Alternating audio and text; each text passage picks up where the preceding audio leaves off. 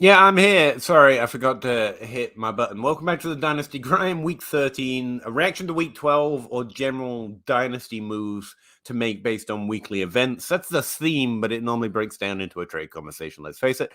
So get in the comments, ask us about anything you want. This week, Dynasty House can't make it. I don't know why, actually. I just got a really worrying DM in the middle of the night a few days ago saying, by the way, I can't make it. I probably should have followed up. But instead, I went and asked around, and Calvin Hobby, at Calvin Hobby on Twitter, volunteered to come in here and made me look bad. So we're going to do that. If anyone has any questions, comments, or want to comment on how much better Cal is than me, obviously, do it in the comments section of whatever platform you're listening to. Yeah, this is a Dynasty Grind. Let's get into it. I don't know why I do this bit at the start, but I started out that way, so I just feel like I keep having to do it.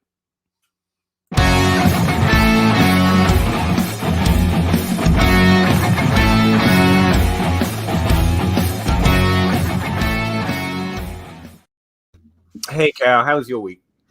It's really good. I appreciate you having me on. I am not Russ. Russ is the king of podcast here, but I appreciate the opportunity to be on with you. I think I'm one of the people who you've tricked into thinking you're really good at this. So yeah. It's an honor to be on here with you. No, I've now sold out in the last league that I was actually competitive in. So I'm losing all my leagues this year. It's fine. It's fine. I've achieved being bottom in most of them, which is what you're trying to do. So I'm winning at losing. That's the way I'm thinking of it. It seems like in Dynasty you're winning if you're losing anyway. So that's kind of the goal for most players. It seems like sometimes can turn into let me just rebuild all the time and collect draft picks. Right. So yeah, just shiny rosters. That's all we need. Yeah, that's it. Yeah, we were talking about before we turned this on. I guess is that the way you say it, streamer? We turned this on. We turned it on. I'm just gonna. We got pretend on. No, pretend I found a conclusion to that thought and move on. Yeah, it's really all the same question with Dynasty. It's like we can't find another thing to care about, so it's just really age. That's all we care about. And like old players or young players, occasionally we mask it between running backs and wide receivers, but then really we're just talking about running backs producing more in their first 3 years versus wide receivers producing more in the ages between 26 and 32. And I thought the theme for the exact same question that everyone's asking every week or in every article, disguising it as something else, would be 26-year-old or older wide receivers inside the top 12 right now. I know Cooper Adams, DLF contributor and all-round troll. It's a great guy. He's funny as hell. That was a troll in a positive manner. Sorry.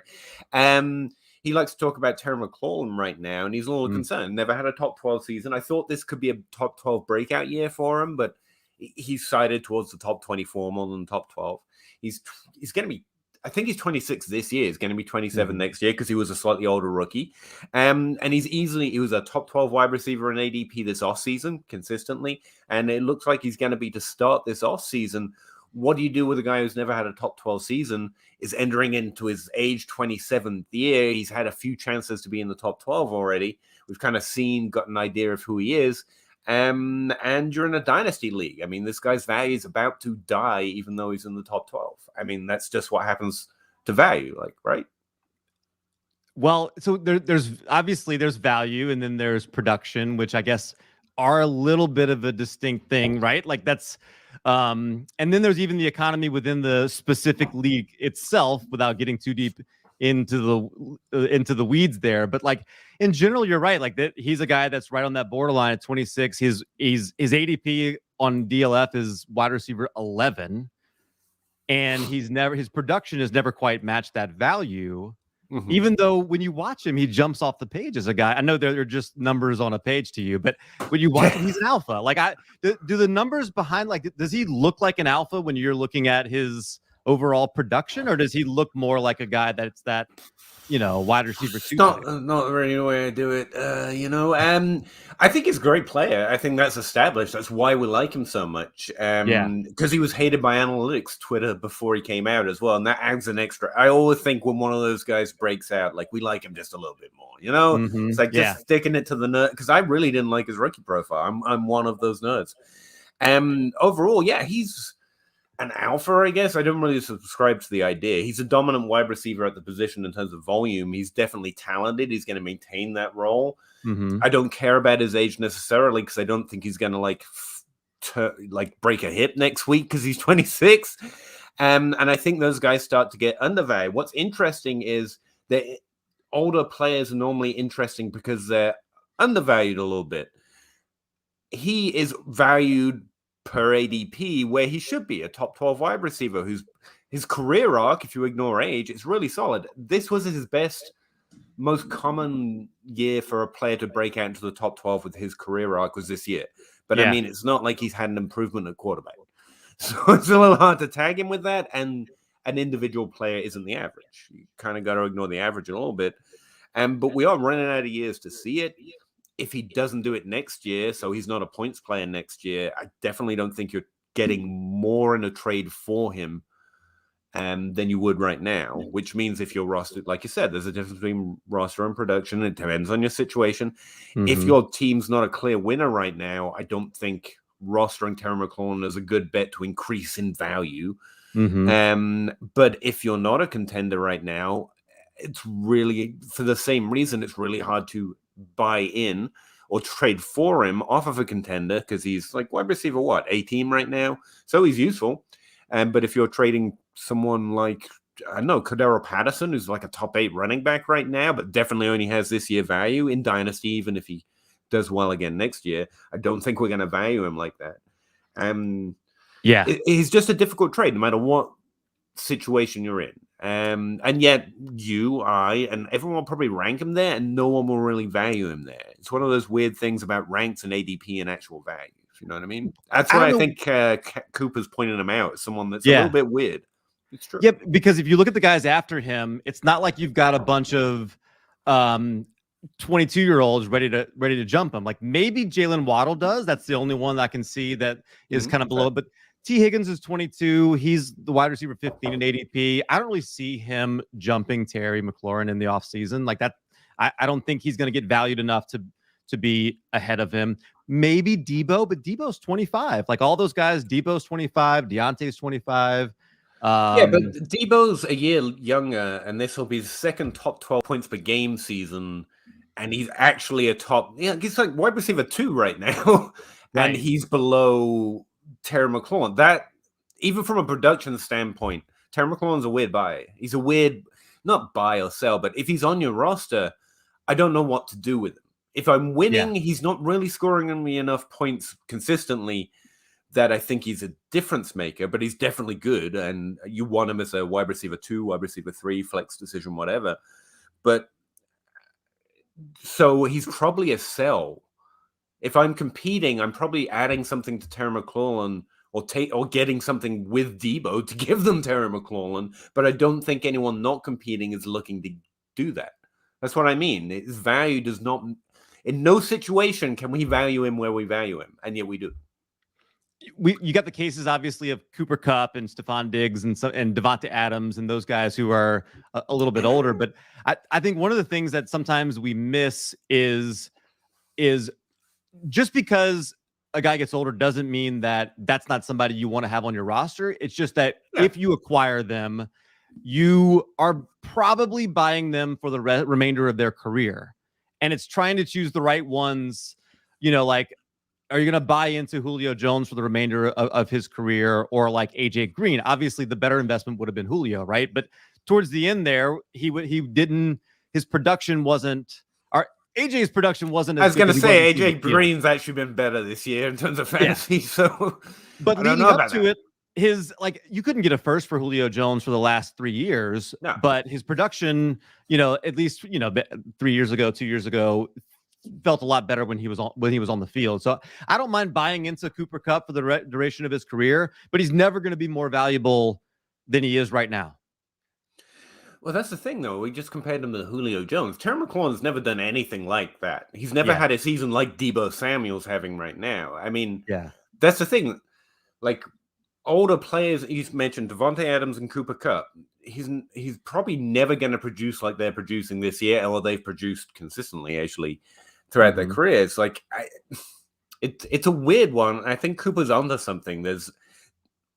if he's on your roster, you definitely have to think real hard about what to do with him, because I don't know you get more from him at any point, even though he still hasn't hit the top 12. And he could, like you said, he could easily do that next year in isolation. Terry McLaurin's perfectly capable of finishing the top 12 for the next 2 years.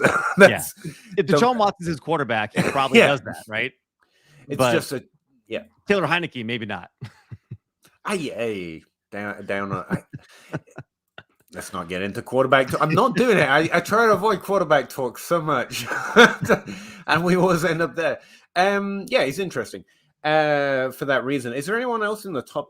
I actually haven't looked up the ADP. I'm actually looking at raw stats from this season. But anyone else that sticks out to you who's just a little bit misdrafted, missed ADP'd right now?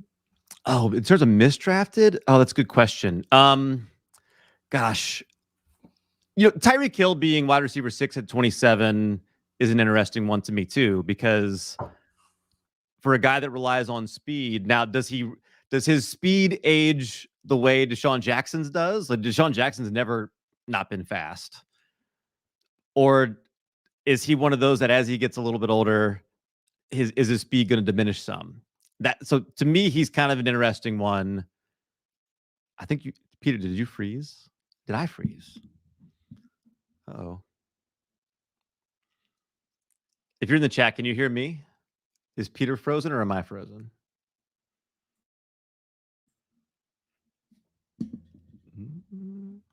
I think it might be Peter that's frozen. Well, if he is, I will take some of this. And he pulled up this question of what's the trade value of Tua and Mac. Player-wise, no picks. Yeah, I think Peter is out. So, hey, I will take the reins, and we're going to have a conversation, me and you here in the chat. So this is the Dynasty Grind. If you're confused, it's not Ask DLF, which normally is where you would see me. Hey, Cal, what happened there? I have honestly no idea. I checked everything. Like I got... Anyway, sorry. I don't know what you said, but I assume it was. You know if it was you frozen or me. I was just resetting, sort of buying time. Yeah, I just restarted. Sorry, everyone. Yeah. I assume it was very profound, and I will never now be good at fantasy football because I missed it. I actually was thinking about the questions while I was off because I could see them still. Jackson, this question about Tua Mac, it really depends if it's Superflex. If it's Superflex, they're worth something. If it's not, then they're not worth anything because they're quarterbacks. I really like buying into both right now, though, because of their value.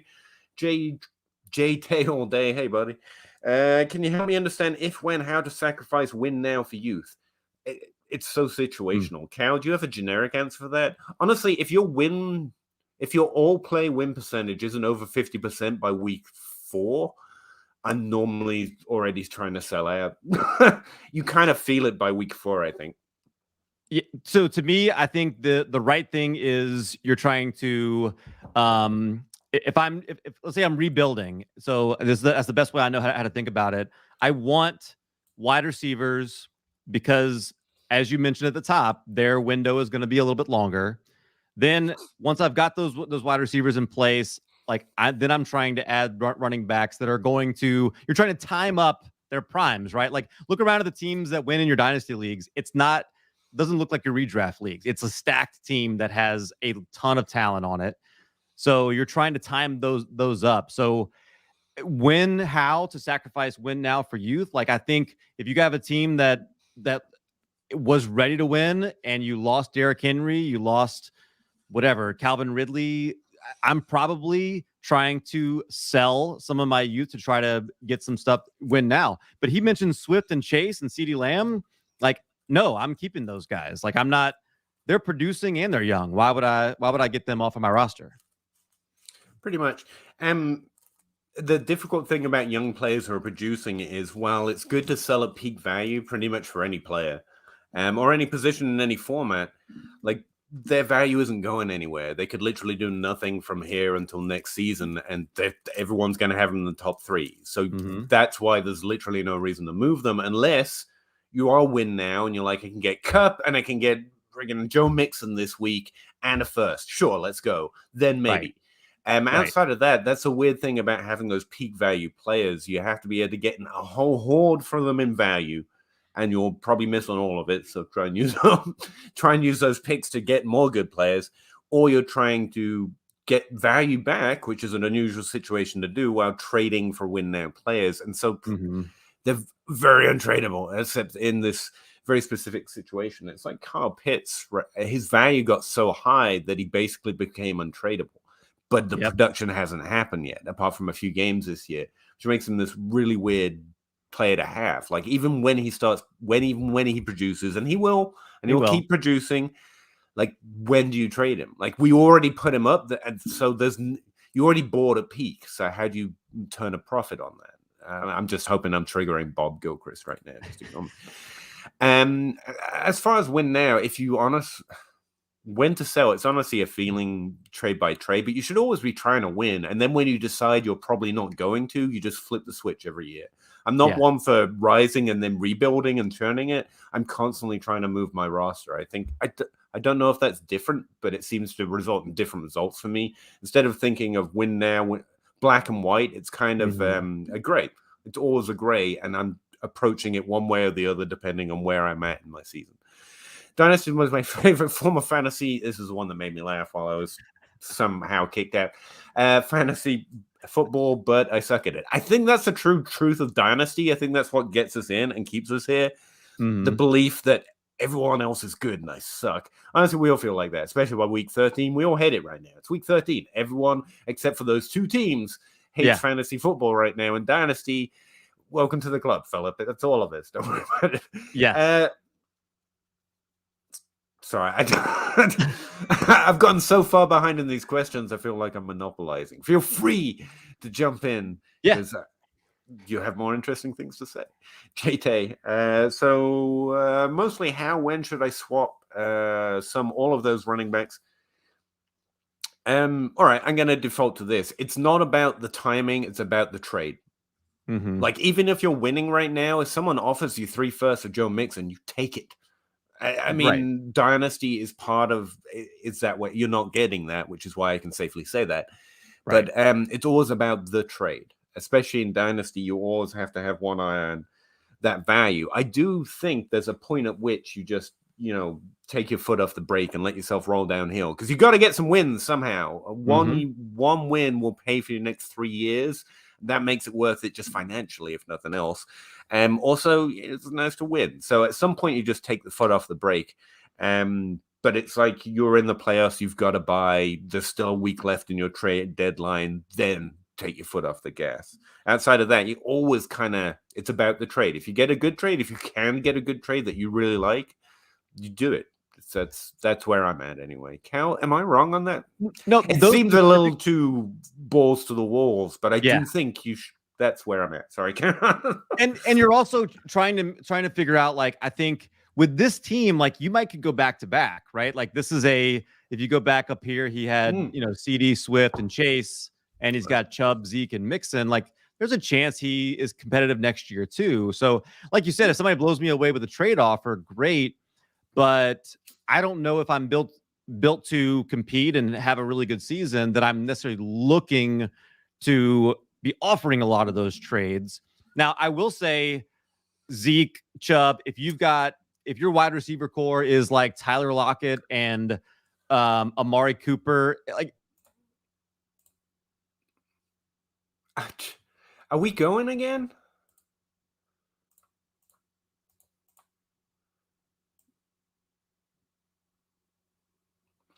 I don't know if it's just Cal or just me again. Let me know if I'm still here, because I can't see Cal right now. I don't know. Cal, I heard your voice there for a second. Can you hear me now? Oh, there you are, buddy. Yeah. Yeah, we have some connection issues here. I guess. I don't know if this is my fault or your fault, but I'm going to get to the bottom of it and then blame myself anyway. I blame Russ, honestly. That's actually, he's infiltrating from the back. Yeah. That's actually probably true. I'm going to stop opening up this sheet, by the way, because every time I click on it, that happens. So correlation and causation maybe, but still. What I was going to ask, is Chubb playing? I can't remember if Chubb's playing right now. He's back. He's healthy. He's going to play. All right. He played this past week. He didn't produce very much. I think that's part of why. No. Yeah. Slow return. That's Actually, something I wanted to ask you about, especially with waivers right now heading towards the playoffs. One of the reasons I dislike a trade deadline is how many games do you have to see out of a running back or a wide receiver from this point before you feel comfortable starting them in a sudden death round? Like, what's the point of waivers at this point? You know, like Alexander Madison is meant to be a top 4 running back this week, or top 5, or top 8, whatever. Makes perfect sense. If you're already getting into sudden death, that's a real difficult start for me. When I've got like Myles Gaskin on the bench, and at least I've got a floor of 4 points, right, and a ceiling of 30, whatever. Myles Gaskins is such an interesting one too, because he's one that has had such a weird season. It's been so up and down. That's one that I've had a tough time knowing when to start, and because of his up and down, when I feel like I start him on the wrong weeks. Yeah, it's a little tricky. I do think there's a trend of more consistent usage recently, but that's the thing. That's what I mean. If you pick someone off waivers, hopefully you're not having to replace a running back 1. So it's really a running back 2 or a flex spot. And you've probably already got flex spots that you like to use. I know. I always feel weird about these late season. Again, I finished running back 5s. I'm like, if you're in sudden death, I feel like I don't know. So I thought I'd throw it to you because I honestly don't know. Yeah, no, I'm with you. I mean, honestly, with Madison and the other one now, like we've got, Chuba Hubbard, Chuba Hubbard. Are we going to be putting him in our lineup when they come back off a bye here? Because the next time you start him is going to be week 14. That's the thing. And it's also part of the conversation. Earlier this season, people were saying you shouldn't blow all your fab. It's like, at least you're going to get a chance to know if you want to start him. That was part of the what sways me for it. Ed Franz, this is the right idea, but if you don't sell Zeke and Chubb now, you're not going to do it. Just keep them for next season. Like, if you don't sell them to a contender right now, then value is not going to move. Like, Nick Chubb was strangely high in ADP. I was hoping I was going to be higher on him the most, but we kept him in the top 12 all offseason, despite Kamara and growing age, because we know he's great, frankly. But this offseason, I really think the age of the best running backs in the league right now is going to start triggering some dynasty folks. I think their value is going to be a little hard to get. Try to sell one of these guys to the Dalvin Cook owner right now. I think that would be the best move to me. Yeah, if you have, and it's definitely a selling out, and do it now, not later. It's like he said, sell after the season. I think it's too late to try after the season. I mean, you can, but I think it's the wrong time. In a 10-team Superflex, need a QB for the playoffs. Traded Watson, Jacobs, and A-Rob for a top 3 first for Burrow. I don't hate it. I mean, Burrow, QBs are insanely. You got Burrow, Akers, and a late first. First of all, how is Jacob still like 24 years old? How is that possible? I feel like he's been around forever. How is he the same age as Elijah Mitchell? I don't understand. Right? But yeah, I mean, look, you're still getting.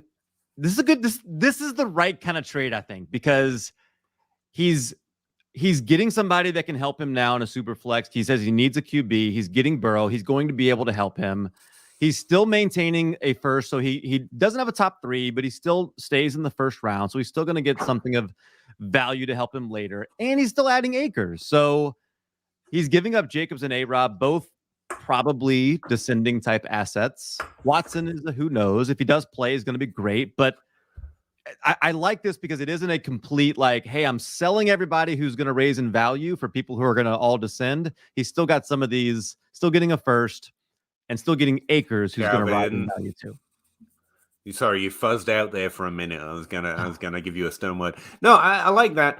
I think you've sold a bunch of hopes and dreams for a solid QB1 for the next few years. I think, you sold everyone. This guy obviously hopes Watson's going to come back to the league, and Jacobs can finally be a top 12, and A-Rob can finally be A-Rob again, plus a first 3-round pick, and all of those could fail by this time next year. I love the trade. You've sold a package, which is always a good thing. Getting a good player for a package, you tend to favor the best player in the deal. And I'm not sure about any of these players or that top 3 pick. I don't care. I think it's a move. The only hesitation I have is I like Burrow. I think he's top 12 in Dynasty for sure. but he's not normally the quarterback I focus, which is probably why you got it. You also got Akers in a late first. Like this is a walk-off. I think it's a great trade. Thought of CEH as a player and trade value. I don't think his value is anywhere near where I'd be comfortable selling him. He's like Terry McLaurin. Like if I've got him on my roster and I'm losing, I want to get rid of him, but I honestly don't see the reason to, if you know what I mean. Hey, Josh Jacobs, David Montgomery, he can, believe it or not, have a top 12 week. He's probably a top 24 running back the rest of his career, and he's on Kansas City, so there's always that upside. That's where he's at. His value right now is probably a late first, and I would not trade that. Don't you think? You know, no one's given. I would be surprised if you get at this point in the season. I don't know if you're getting a first, because I guess exactly. Typically, the person who believed the most in Clyde Edwards-Helaire already has them on their roster. So you would be if you have him on your roster right now, you're the most likely person to to pursue in a trade for Clyde Edwards-Helaire. So you're dealing with trying to trade him to somebody who probably doesn't like him as much as you did, and there's some interesting trades. I don't know if you spend much time on the DLF Trade Finder, but this is one of the things I love to go check out.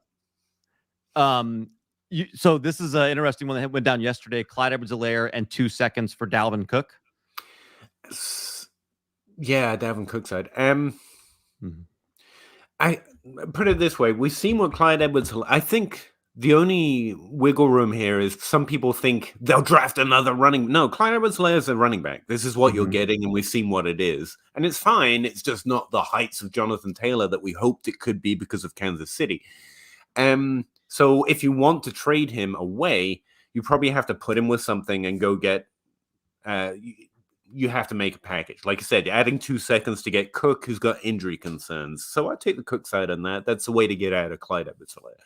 I don't know I'm going for Cook because if I'm not playing for right now, I'm probably trying to put something together for Clyde. But then again, it depends where these players are. So where is T. Higgins? Where's Chase Claypool, who I think is a really interesting wide receiver prospect right now? Brandon Ayuk and Claypool both look like buys now. I think people have figured out that Ayuk didn't stop being good. It's just that Deebo Samuel is the main volume getter in that offense, and now they found a way to get them both on the field. But Claypool has been consistently scoring points recently, so I'm worried the value potential of him is going to dry up soon. Yeah, I think. But anyway, I'd go get Chase Claypool if you're trying to get rid of Clyde Edwards-Helaire. Let's go to the wide receiver position, you know.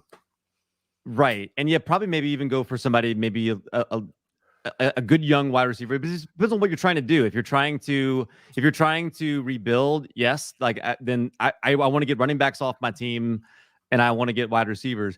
You mentioned something interesting there. I think so many times the value built into him is the opportunity cost that people took him over Jonathan Taylor, and we've almost got to get rid of that mindset and view him as what he is. That's a good point. I get stuck in what's a fancy pretending to be smart way of saying that? I forget what it is.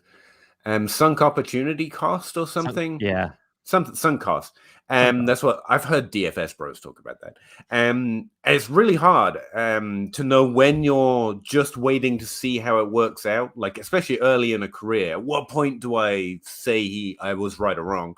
And I mean, Michael Pittman's doing a lot more than I would have expected based on his rookie season right now, so it can't happen.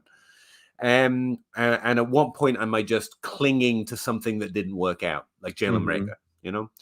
I have somewhat developed lines for myself, especially after you've seen the first year. It's just worth bailing if you haven't seen it. So it's definitely time to do that with Clyde Edwards-Helaire. If you're still hoping he's Jonathan Taylor just equal in fantasy points, it's no. And tend to be, just as a general rule, you should be quicker to react to running backs and wide receivers because running backs production comes a lot quicker and a lot earlier in their career. In general. Actually, that reminds me, I did put one of these notes on here. Like, is Trey Sermon interesting to you at all in Dynasty? Like, would you roster him? Would you rather just not?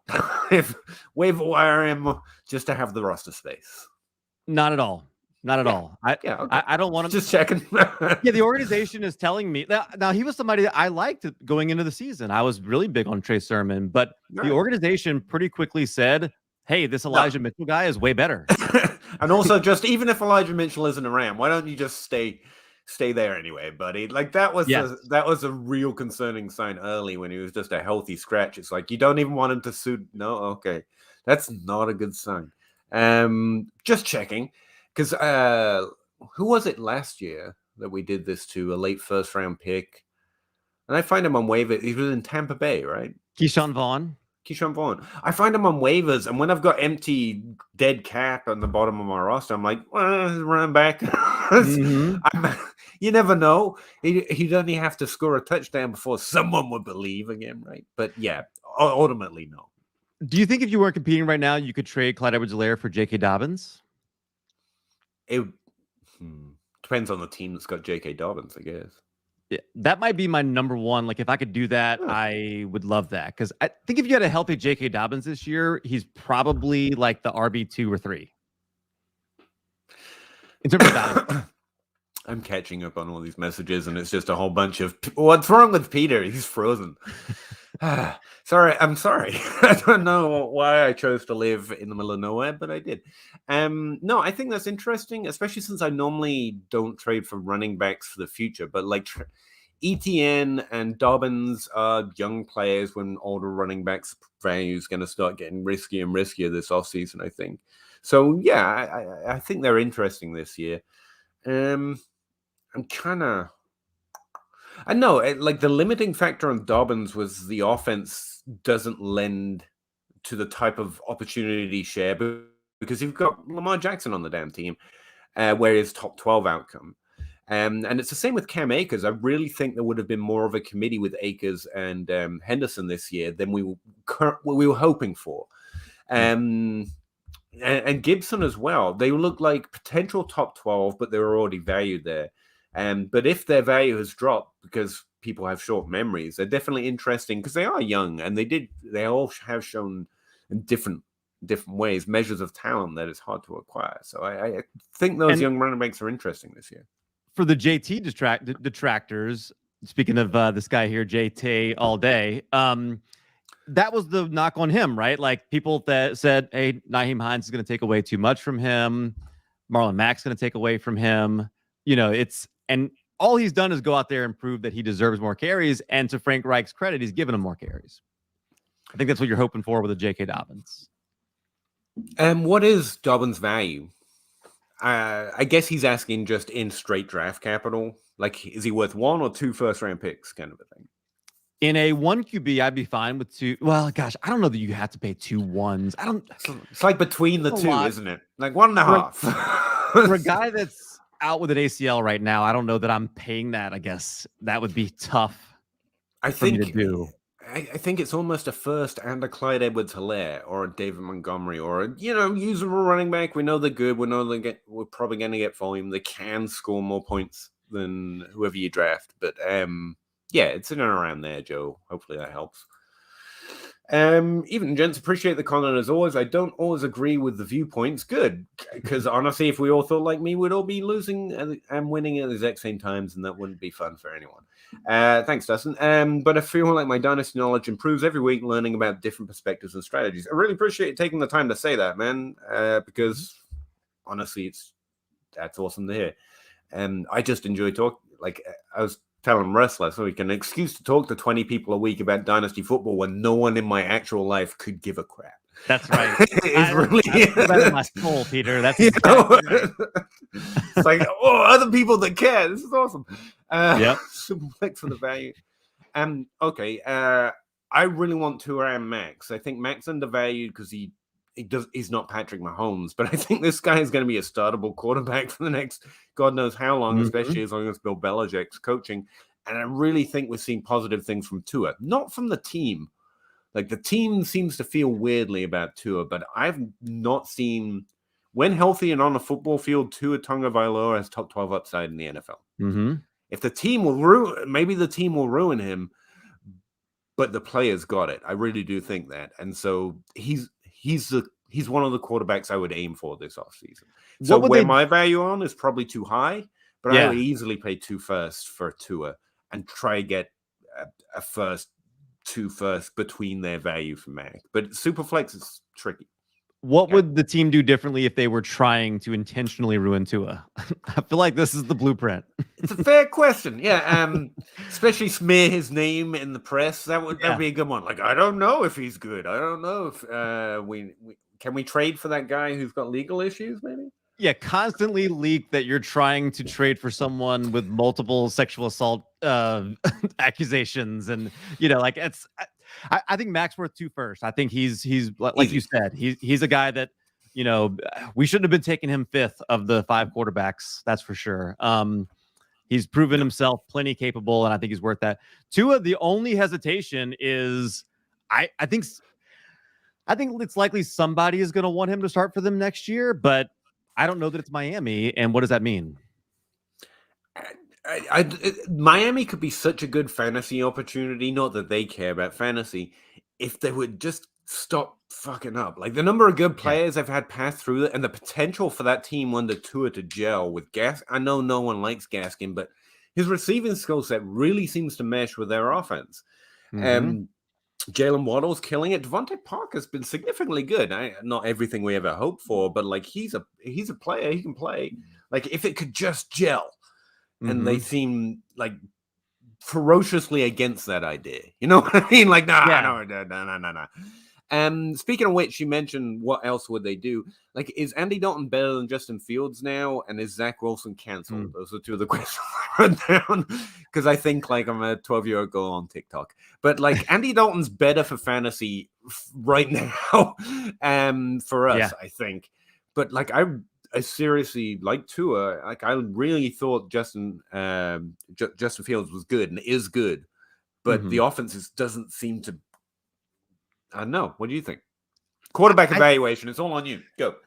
I think we do this too quickly. A lot of times, like, what week was it that Jonathan Taylor actually became good last year in his rookie year? Right? Like, we had people questioning him as late as like week 10 or 11. Nyheim Hines had outscored him in fantasy leagues at that point. He was announced as the starter, and then all of a sudden JT went off to close the year. So I think sometimes we just do this a little bit too early, especially with quarterback, especially when they're in terrible situations. And I would obviously say that the New York Jets is just a terrible situation. That's not, that they're awful. And can they find a way to pull it together? Man, they really need to invest a lot in building that offense around him if they are.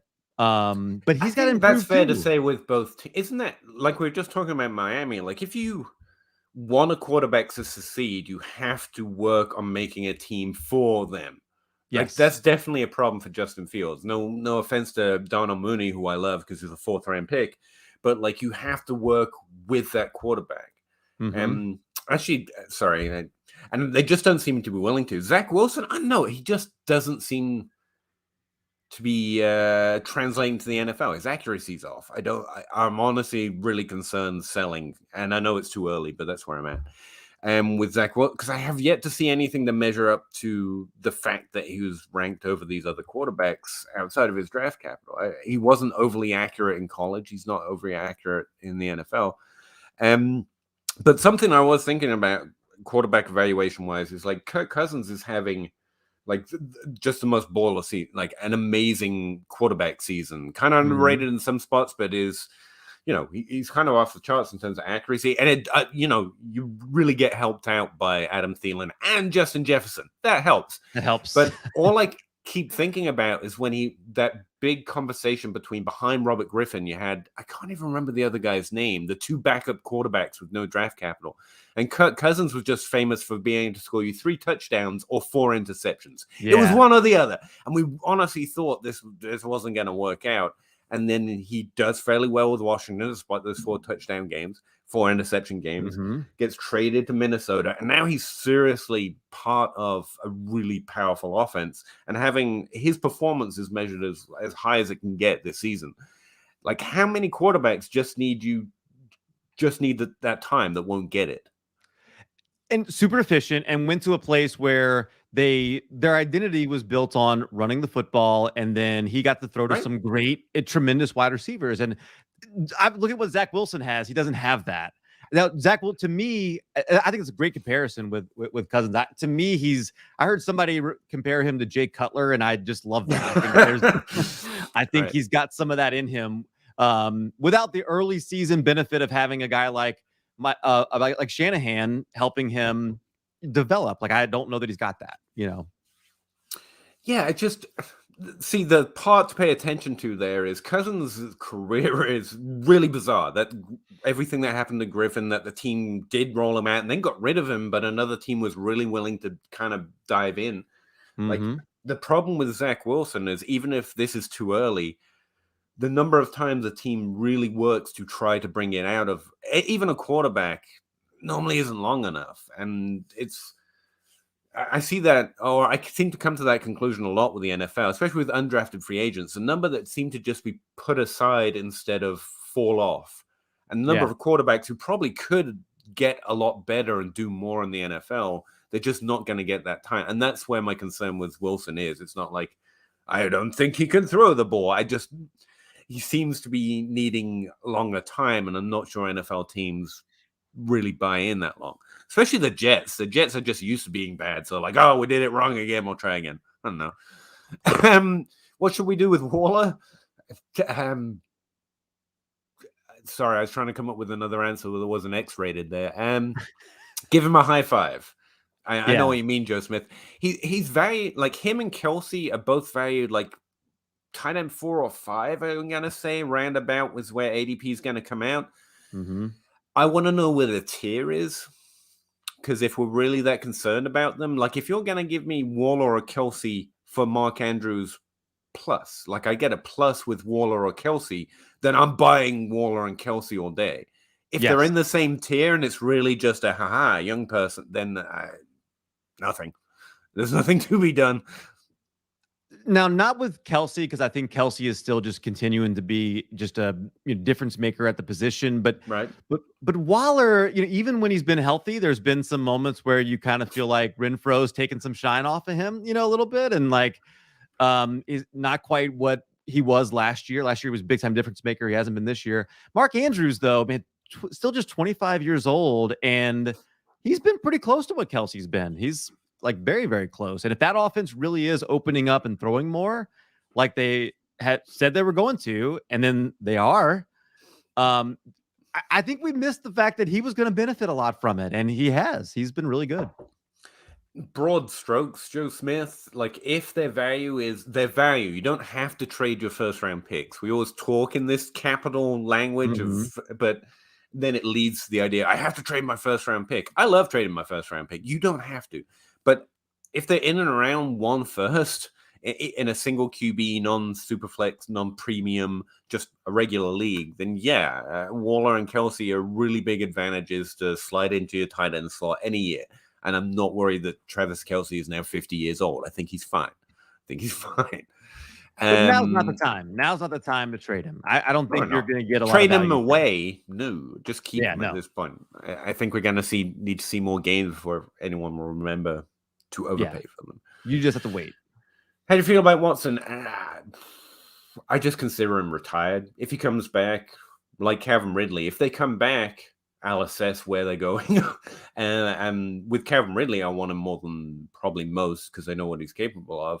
With Watson, with situations that are literally no one knows because it's reality, I just push him aside. I think everyone's looking to catch that edge. Like, what if Rob Gronkowski unretires? And obviously that can happen. Right. Unless it's severely discounted to the fact Rob Gronkowski was picked up off of waivers, for example, and so was Josh Gordon, and so was Browns receiver. Oh, no, Odell? Further back than Josh Gordon. Remember that he had that amazing rookie season? Braylon Edwards. No, that's a good one. But I was thinking, oh God, what was his name? I forget. But it happens where they have their own. He chose not to come back. That was a weird part of like having a good rookie season. He had a He was suspended from the NFL and then chose not to come back to just have a regular life, I guess, for his own mental health. What was his name? That was one. Was he Jaguars though? Yeah, Jaguars. It was definitely Jaguars. Justin Blackman. Yeah. Thank you. Yeah. That was bugging the hell out of me. Yeah, it's Justin Blackman. We're all looking to catch that edge, and unless it's literally almost waiver wire value, I'm willing to just say no until they come back, because they're still going to be valued lower than their potential ceiling if they get back into the league. And so mostly that's how I play it. I'm not saying that's the smartest way. I know I make less mistakes that way. Like, they're retired until I hear otherwise. Cal, any thoughts? Just if I've got a roster that could absorb losing him completely, I don't mind hanging on to him. If I get a decent roster, even decent offer on a roster that, you know, couldn't necessarily handle that that kind of a blow, then like if I could get a Mac Jones or a Tua maybe for him, I might be willing to do it. Tell you what, that trade we saw earlier, the more I think about it, the more I like that trade. That's what I do with Watson if he's on my roster. I'm trying to put him together with something and go get like a high tier asset, hoping that residual, what Watson was capable of on the football field, carries the trade over. If he's on someone else's roster, I'm not trading anything I consider valuable, because again, to me, I'm just going to play it like he's not in the NFL until maybe he comes back. Yeah. Do you think Javonte this offseason will be like Akers from last offseason? Yeah, actually, that's not a bad corollary. Apart from the fact we see more from Javonte, the question here is going to be, he's great in that committee. Well, why would the team stop having a committee? Like, what's in it for the team? We think in fantasy terms too much. Like, if they would just let him off the hook, they would produce less than an amazing rushing offense. They don't need to adjust it. He's great in this committee, and Melvin Gordon's great with him. And that sucks for us, not for the team. Could Melvin Gordon retire, get traded, get contracted out? Sure. And I think he's going to be a top 5 dynasty running back, so the value's there for you. But I think it's worth paying attention to the fact that there's really no incentive for the team to stop doing this. It's just us. Am I too far? The answer to the off question there? here, though, is absolutely. He's going to end up being a top 6 to 8. Like, that's exactly what Cam Akers was. I just looked in June, and he was a top 6 in terms of ADP. And I think that's absolutely going to happen with Javonte, because there are going to be people looking at, am I going to take Christian McCaffrey or Javonte Williams? And legitimately. And then people are going to slide youth sometimes, at least. Yeah, that's a good point. It's a good. They're going to say Saquon or Javonte, and they're going to say, I'd rather have Javonte. He's 21 years old. Like, we're going to fall in love with him the same way we did Akers. It's a great. I think we already have. I think we're set. You know, we're already we're past the courting stage. We're already picking out rings. Tell you what, the way you answer that question, it's like you've done this before or something. That was a really good way of framing that. And I would sell at that value. Like, I think Javonte is great. I think it's well deserved. What's the incentive for the team for stop having a great rushing offense? I'm trying to trade Mac in the Superflex. Is Mac and 2021st enough for DK? In a Superflex, you're overpaying drastically overpaying. Don't undervalue. There's some weird leagues that don't value quarterbacks very high, and I know that sometimes you get yourself into a place where you can, where this is what you have to do. But giving like without that kind of context, then 100%. I think Mac's worth 2 firsts by himself. So now you're saying 3 firsts for DK, and no, I'm not. That's way overpay. I think that's a good point. Like, in your league, if quarterbacks are just not valued, then it doesn't really matter if they should be, if you know what I mean. Unless you want to create that necessity for yourself. I know a man that goes by the name of John Bosch, who in a league like that would just buy all the quarterbacks and wait for you all to sweat. Like, that's what he would probably do. That kind of context is necessary here.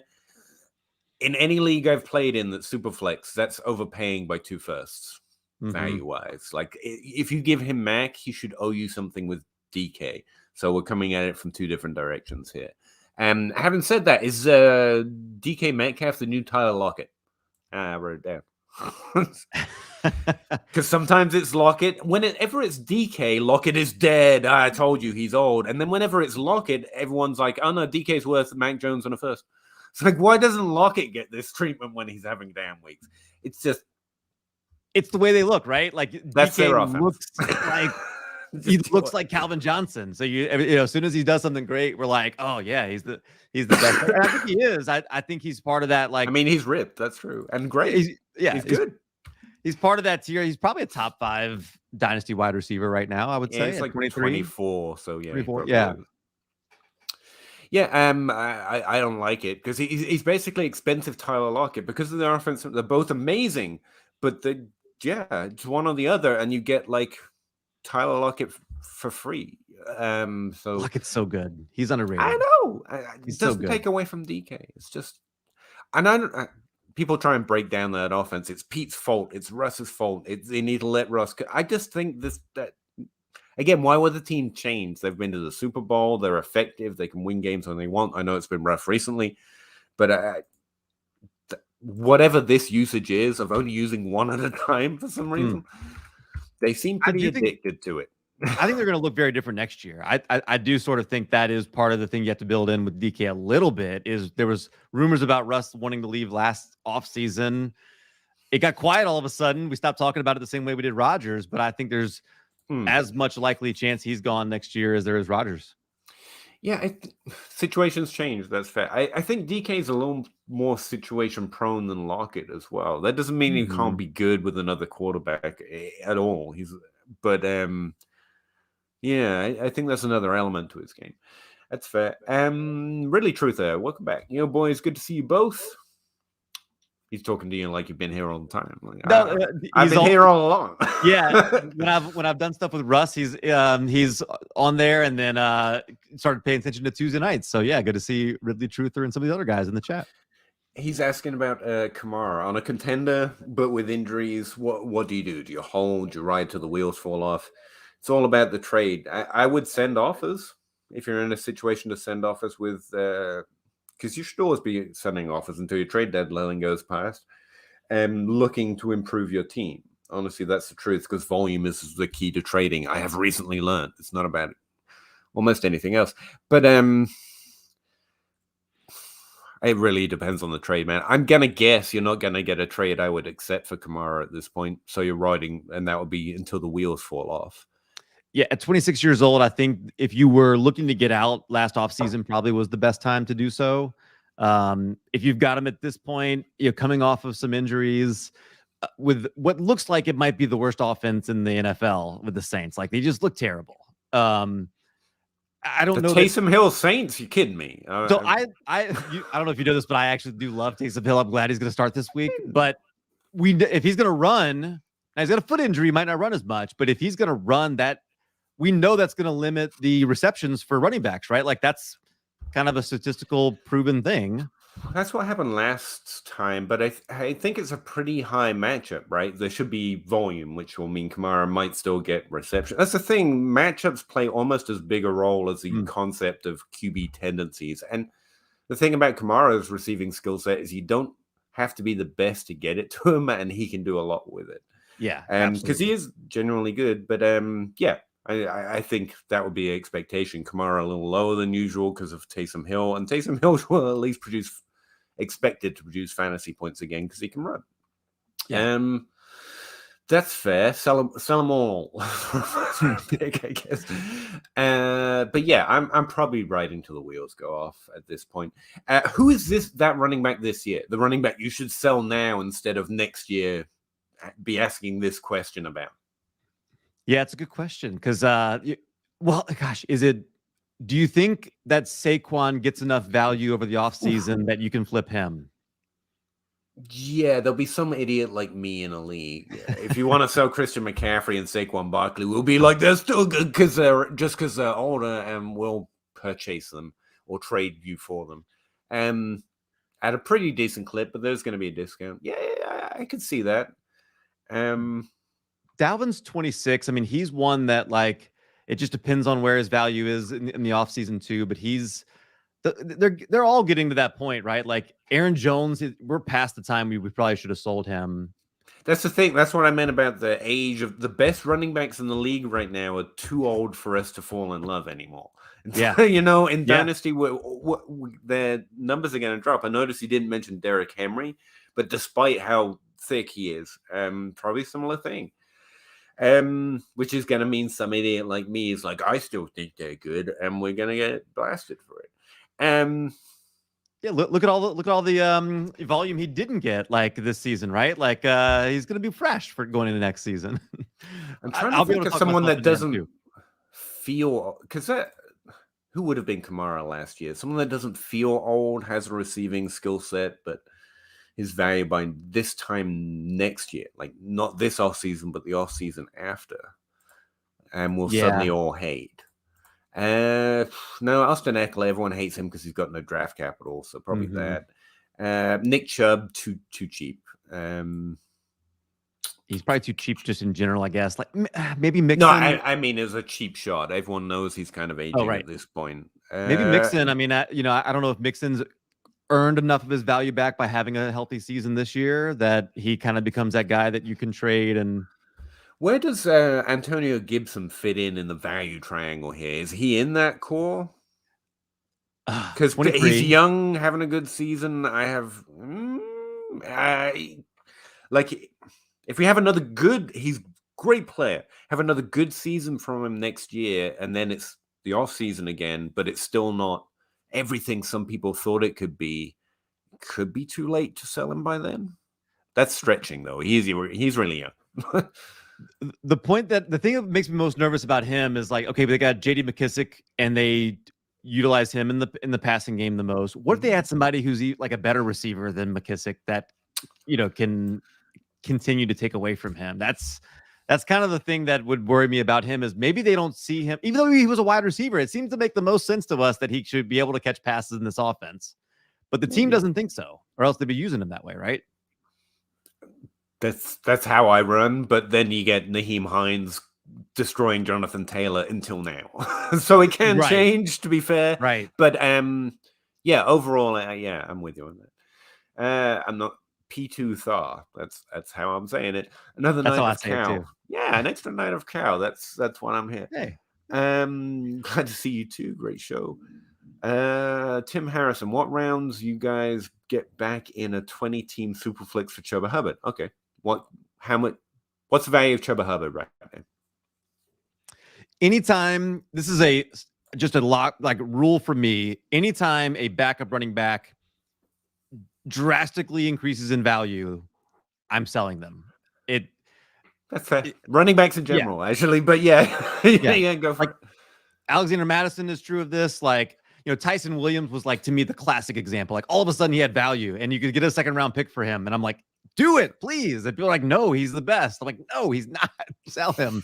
But Chuba Hubbard is never going to be the featured back for an NFL team. So if you can get a second round pick for him, I don't care. It's a 20-team league. That's probably more value than you're going to get out of him.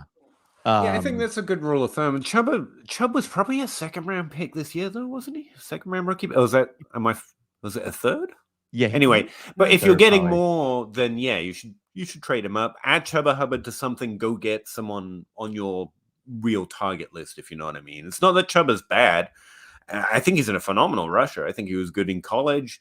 Devalued for some things that really weren't for me about his performance. But we don't have Antonio Gibson expectations for him, even there. So if you can get more, package him, go get one of the elite guys as close as you can. I think that's a good way of looking at it. From you, Cal, not me. I was just talking. Kev Wheeler, Akers. Akers on fire. Yeah. Akers fire. Yeah. I thought he was talking about the thing I said earlier. Forget it.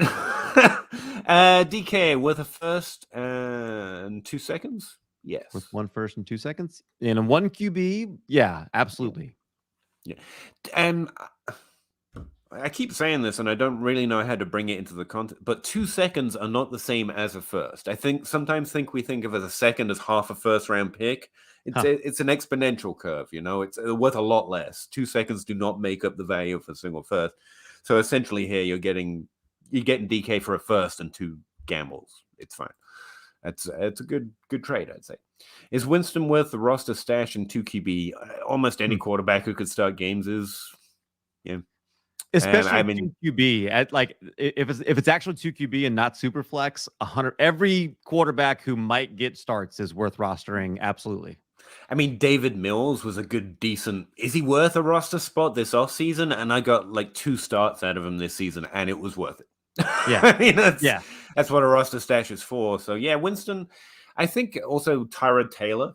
He's played games and probably will play games again this season. Those quarterbacks can at least do something and can start games are always worth a stash in 2 QB. Painful to say for me, but better than most wide receiver deep stashes. I've got way too many Isaiah Fords on my roster. It's just not. It's not. Yeah. If you've got another option like a quarterback, just go for it. In general, I'd say hold CMCH, but it depends on the trade, man. If you can package him with something to get one of those, I think that's where we ended it, right? One of those players that we like a lot more. That's what I try to do. And if you can't hold him, I'm not giving him away. Screw that. He's got a good name, good team. It's fine. Yes. Tim Harrison. Of course, Winston. Okay, he's just responding to that too. And already knows. So, cool. Stephen Peterson, thoughts on DK as a dynasty asset going forward? I've talked a lot and already did my whole weird rant about Lockett. So you go. Going off as the in the latest ADP is the 9th player overall, the 4th wide receiver. Just a weird, I think my only hesitation for investing in him that much is the fact that that the offense could look completely different. I have no idea who's going to be his quarterback next year. Even if it's probably likely that it's Wilson, there's certainly a chance that it's somebody not him. But I don't think you can move him much further down than the wide receiver 5 or 6 at the most, because then you get into that tier of the Davante Adams and all that. And he's 5 years younger than Davante Adams, and he's going to be valued higher. So I think he's a very safe dynasty asset that's not going to lose a lot of value for sure. I think he's one of the most physically gifted people, probably definitely players in the NFL. And I think that's overly attractive to us. I think we've been overly attracted to him since his rookie year. It sounds so much like dating sometimes. I apologize. And he's a great player, so I can understand it. But here's the thing: like the top 2 players in the NFL right now are on the opposite side of that scale. Like Cooper Kupp and Deebo Samuel, not 2 people you look at and go, "Wow, there's some alphas for you." And I mean, if you want to buy a stud with that level of potential, go buy AJ Brown. Gosh. 100%. He has problems for another reason, right? Like his body seems to fail him a little bit. Like unfortunately, but recently. That's the thing. I don't think no one's like, DK Metcalf, he's bad now. Well, no, it'll cycle back round to him. I don't think you're getting. There's not a buy window. As right now, people are genuinely concerned because there is risk that his injuries just continue to pile up. And I think he has displayed the upside we think DK could have consistently. You know. 100%. I think so. With the other guy, like Pittman, is a young guy that I think is kind of ascending as well, and so is Waddle. Now I know I've listened to you talk about Pittman, so I know he wasn't a guy you were big on. But what do you think about him as like the centerpiece of with the Colts, like kind of the main guy that is almost becoming like a must start, although I know the last couple weekends it wasn't quite as good with some difficult 12, matchups. 4, and 13 points over the last 3 weeks. There's been a bit of a dip, but he's clearly the one. And you've heard me rant about Pittman, but someone has to like him because it could go either way. Genuinely, even though I'm bearish, there's a really good reason to be bullish. I mean, that's actually a really well-managed team. Jonathan Taylor covers a lot of hats. You know, he's going to drag that team along. We've seen what Michael Pittman can do, top 12 wide receiver, successive weeks. Ultimately, I'm concerned the volume doesn't measure up to that top 12 production. As a wide receiver 1 on a fairly barren receiving core, his overall volume is a little lower than like Terry McLaurin's, for example, who's also on a more barren receiving core. Terry McLaurin has 26% target share. Michael Pittman has 21. Does that mean a hell of a lot? No, but I'm trying to look for edges against guys like Cal and Steven. Like, you're going to be taking some small shots, you know? As for the player, he's clearly very good in the NFL, so I don't have any concerns there. And I just think there's maybe less of a ceiling than we could hope. But, yeah, someone's got to be bullish on him because it could seriously work out. I've learned what bullish and bearish means, and I'm now just using them constantly. It was basically the subject of my entire Dynasty Crossroads episode this week. Bearish here, bullish there. I didn't know what they meant, so I Googled them. And now I can't you're stop. obligated to use them all the time. Yeah. No, it's like when you learn something, you can't stop finding reasons to learn it. Like you learn a new word, and it seems to fit into every sentence. That's what's going on with me right now. Fits into every Dynasty conversation. Courtland Sutton, I was reading my Michael Pittman note, and I've got Courtland Sutton next to it. Obviously, he's been disappointing, to say the least, over the last 5. He's had 6, 3, 4, and 3 PPR points. And I would like to know who stole Jerry Jeudy's targets after he stole Sutton's targets, though, because they all seem to have disappeared, because that's not how volume works. But where are you at in Courtland Sutton? I feel like that's one of the dividing lines this offseason. He'll be in his 4th season, right? So we're actually pretty far in to only have seen one top 24 performance. I actually think there's more concern there, because I still think of him as a really young second-year Michael Pittman type player, and he's not. We're 4 years in now. So where are you at? We like to make excuses for players not producing. What is that excuse for Sutton right now? What is the... It's fair. Are we blaming Teddy Bridgewater? Are we blaming, having Jeudy and Tim Patrick and Noah Fant? Because he's still going to have those guys next year. Are we out on Jerry for the same reason? He hasn't produced the last 2 weeks. His targets are up to 3. It's a terrible offense. I just think. Carry on. No, I asked you your point, and I'm trying to make mine in the middle of it. Go. Well, I was just saying, I feel like with so many of these guys, sometimes you look at it and there's you can look at Michael Pittman, and if he has a couple down weeks, you're like, hey, there's nobody else to throw to. So, of course he's gonna, not produce. I just don't know what that is for Courtland Sutton. And it seems like there was enough time for him to come back full strength to start the season, but you got a lot of stuff about he's not quite ready, and there was some concerning things about the knee. But so maybe some people are going to try and blame it on that. I don't know. To me, I think he's one of those guys that I'm really concerned about, because I can't necessarily point to something and say I understand why he's not producing right now.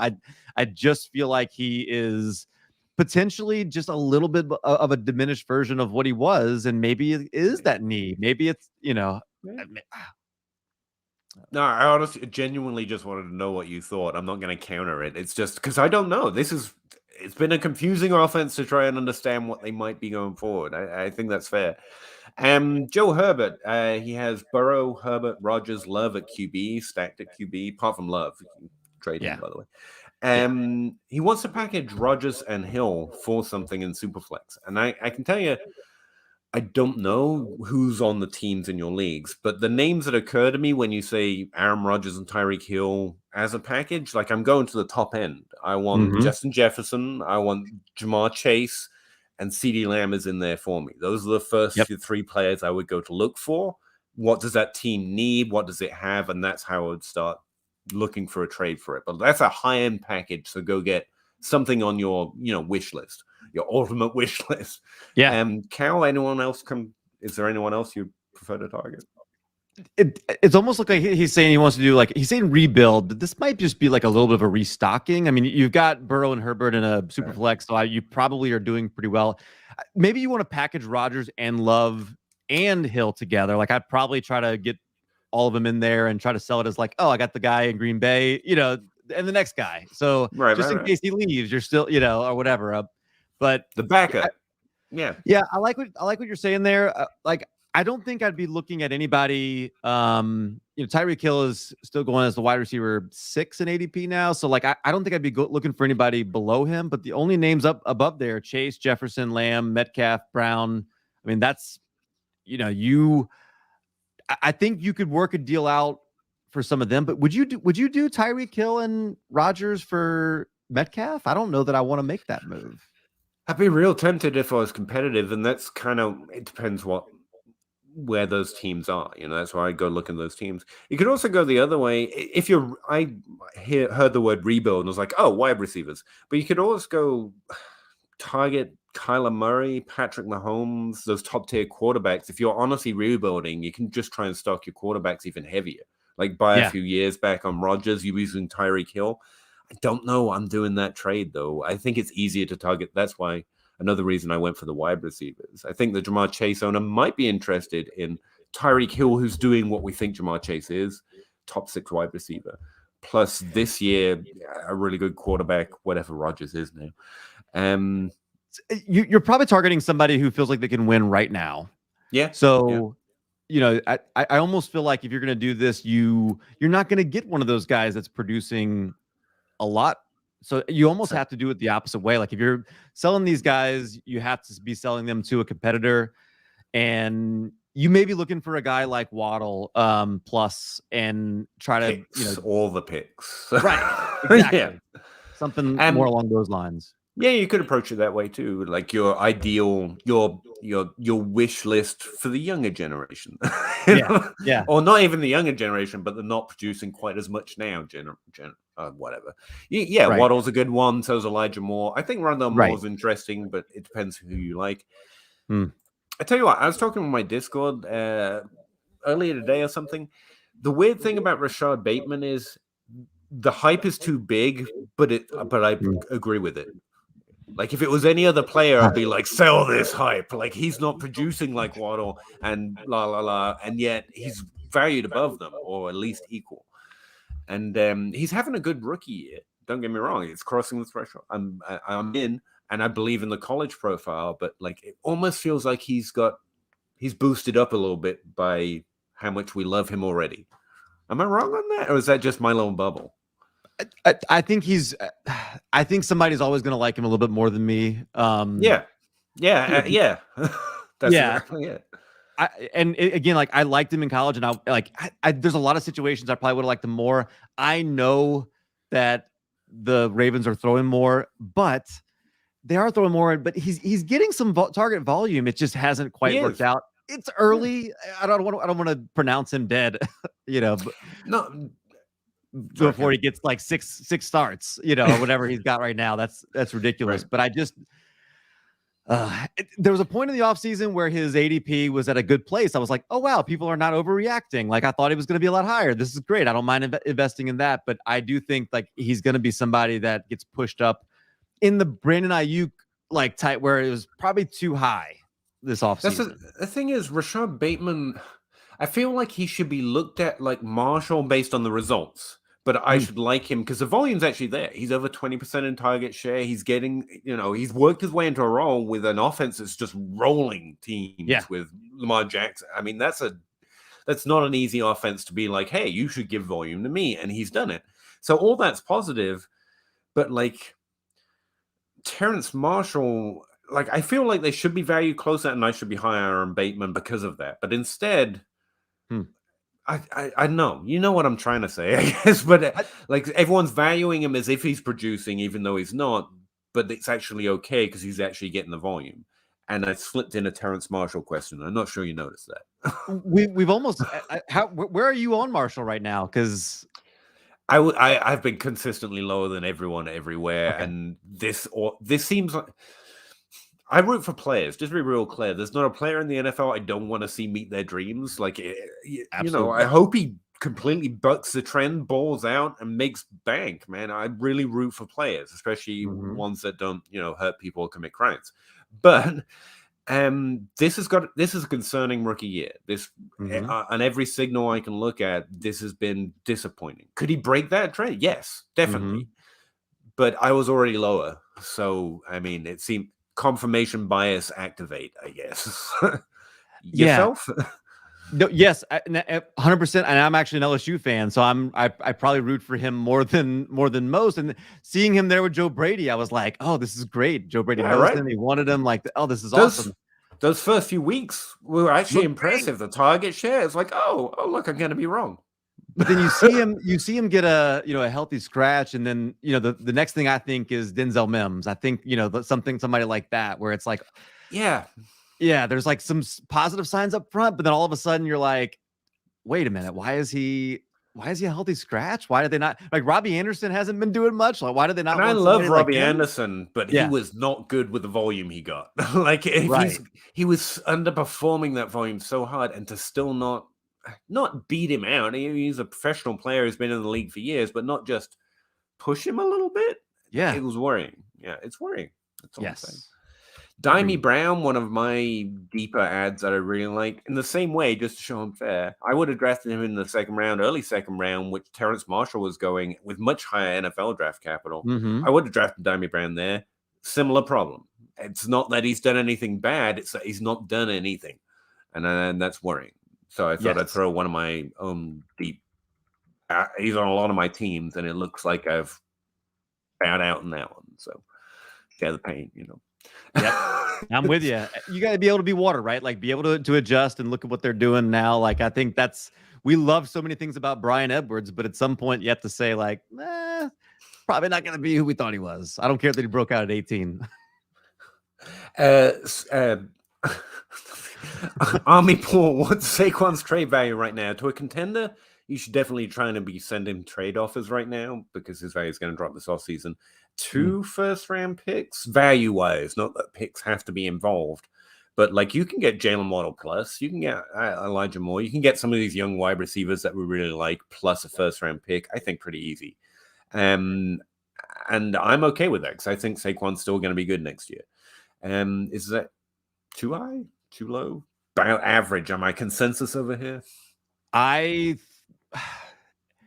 Okay, there was a stat yesterday. I'm trying to look it up real quick. But he has not topped. It was about him not topping 60 rushing yards since let's see, week 16, 2019. It's the last time he had over 60 rushing yards. He's not. I don't know that he is who he was. I guess that's part. Like, does that? But is there a change coming in coaching staff? Is there a possibility that there's something with the scheme, something with the personnel that's going to help improve? As currently constituted, like why is he going to be better than he's been this year? What's going to make him better next year than he's been the last 2 years? He's someone that if I've got him, I want to get out. I just that might make me miss him on like. I'm fine the fact that I missed on Mixon. I get that he's having a great year, but that was a tough investment after what he had done the 2 years previous. I get your hesitancy because the amount we love Saquon Barkley, it feels like heresy to say anything other than go get him. But I mean, running backs are going to fall in value, especially the ones that have been in the league for a while. I think this year is about injuries and the team sucks, so he needs a little help and he's not getting it. And so ultimately, I think he's still good because I don't really make a lot of player assessments. I just see him earning the role when he is healthy, and the overly dominant role we expect from top 5 running backs. But you're right; it's concerning. I get it, and because value's going to drop unless you're anything other than a contender. I think that's the right attitude. I get you. Armin, I don't know if you have him or you're not. You're trying to. Oh, you have him. Should I just hold? If you're trying to win this year, yeah, you keep Saquon Barkley. If you're kind of starting to look, you've got Swift and Gibson, though. I got to expect you're contending, honestly, if you've got Swift, right? Yeah. Well, and now I guess Swift being hurt, like I guess that's a good point. Yeah. Yeah. You're contending and now you're worried you're not going to be. Yeah. If you're turning towards next season, trade him now, probably. Not that he's going to stop being good. I honestly don't think so. It's just, I don't know you're going to get more for him over the next 4 months. Put it that way. If he's got to be a part of a package. I like that he's looking for a running back and a wide receiver. You might have to it might have to be like one of those 6 or 7 person trades or something where you're getting, you're getting more value than, I'm trying to think. I don't even know what the right one would be for something like that, but you know what I'm saying? Like trying to package them together with something. I don't know if straight up you're going to get the kind of running back and wide receiver that you want. Tell you what, so many of the questions that we get here about, well, could I see your league? Because Yeah, if a contending team right now has Jamar Chase, I'd be like, you go try that guy. And if the contending teams right now only have Devontae Adams and Cooper Kupp, it's more difficult to find a trade. But with the loss of Swift, if you are comfortable just fouling out, I would go look at the other contending teams, see who they've got, try and focus a wide receiver, and like Cal says, get a running back in return, but a wide receiver to kind of cushion that value. Because, yeah, I think that's a smart way of approaching it. So, are you going to add any other wide advice before I continually keep interrupting you? No, this is why you stream with Tyler, man. I'm just not it. No, I think his value is one of the tougher ones because, but I think what's good is his value is still propped up. And look, obviously, there's a chance he's a top 3 running back next year, right? Like, and but like you said, some of it's volume and some of it's like, what kind of risk are you okay with? And if there's some personality that goes into that. But for me, I just feel like in places I've got him, I'm going to be looking to get something else. It's all about the offer, right? I mean, you can trade him no matter how you feel. If you get a good offer for him right now, yeah, go for it. Don, how are you doing? Hello from New Zealand. Wow, that's pretty cool.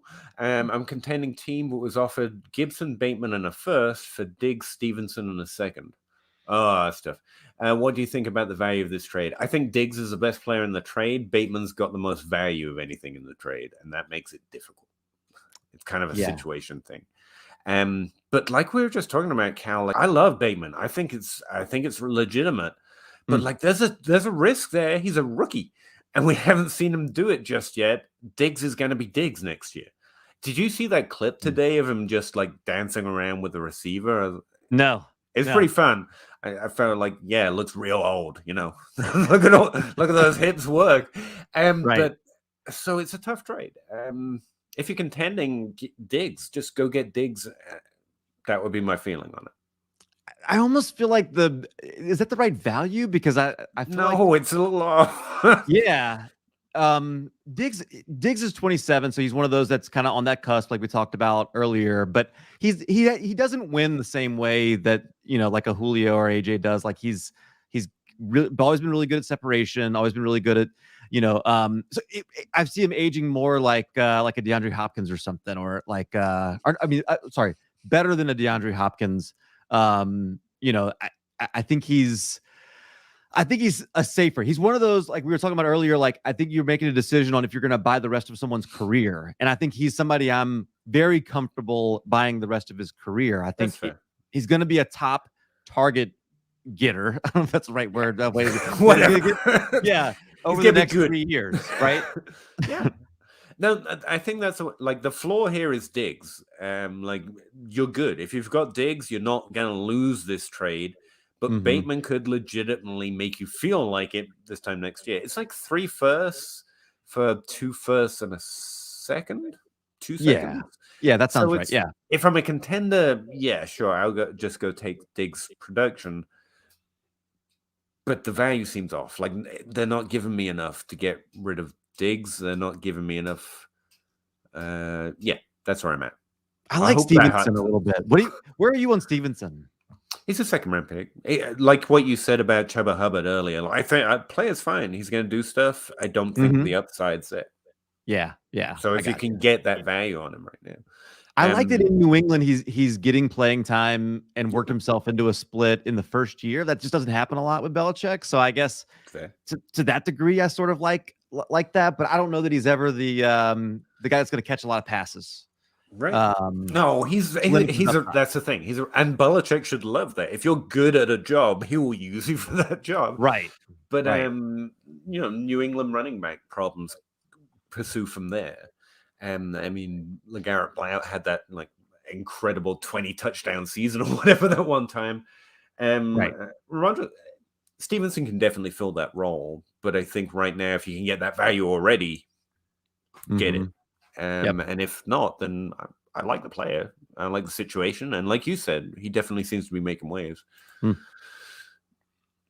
Jared Goodman, how do you value QBs in QB1? Don't know why I read that like it was a speak and spell. I've got Kyler, and I'm starting to question if it's worth having him or if I should go down a tier or two and pick. It's always a question that if you've got a player at peak value, should I trade them away? And the answer is yes, if you get a great trade, unfortunately.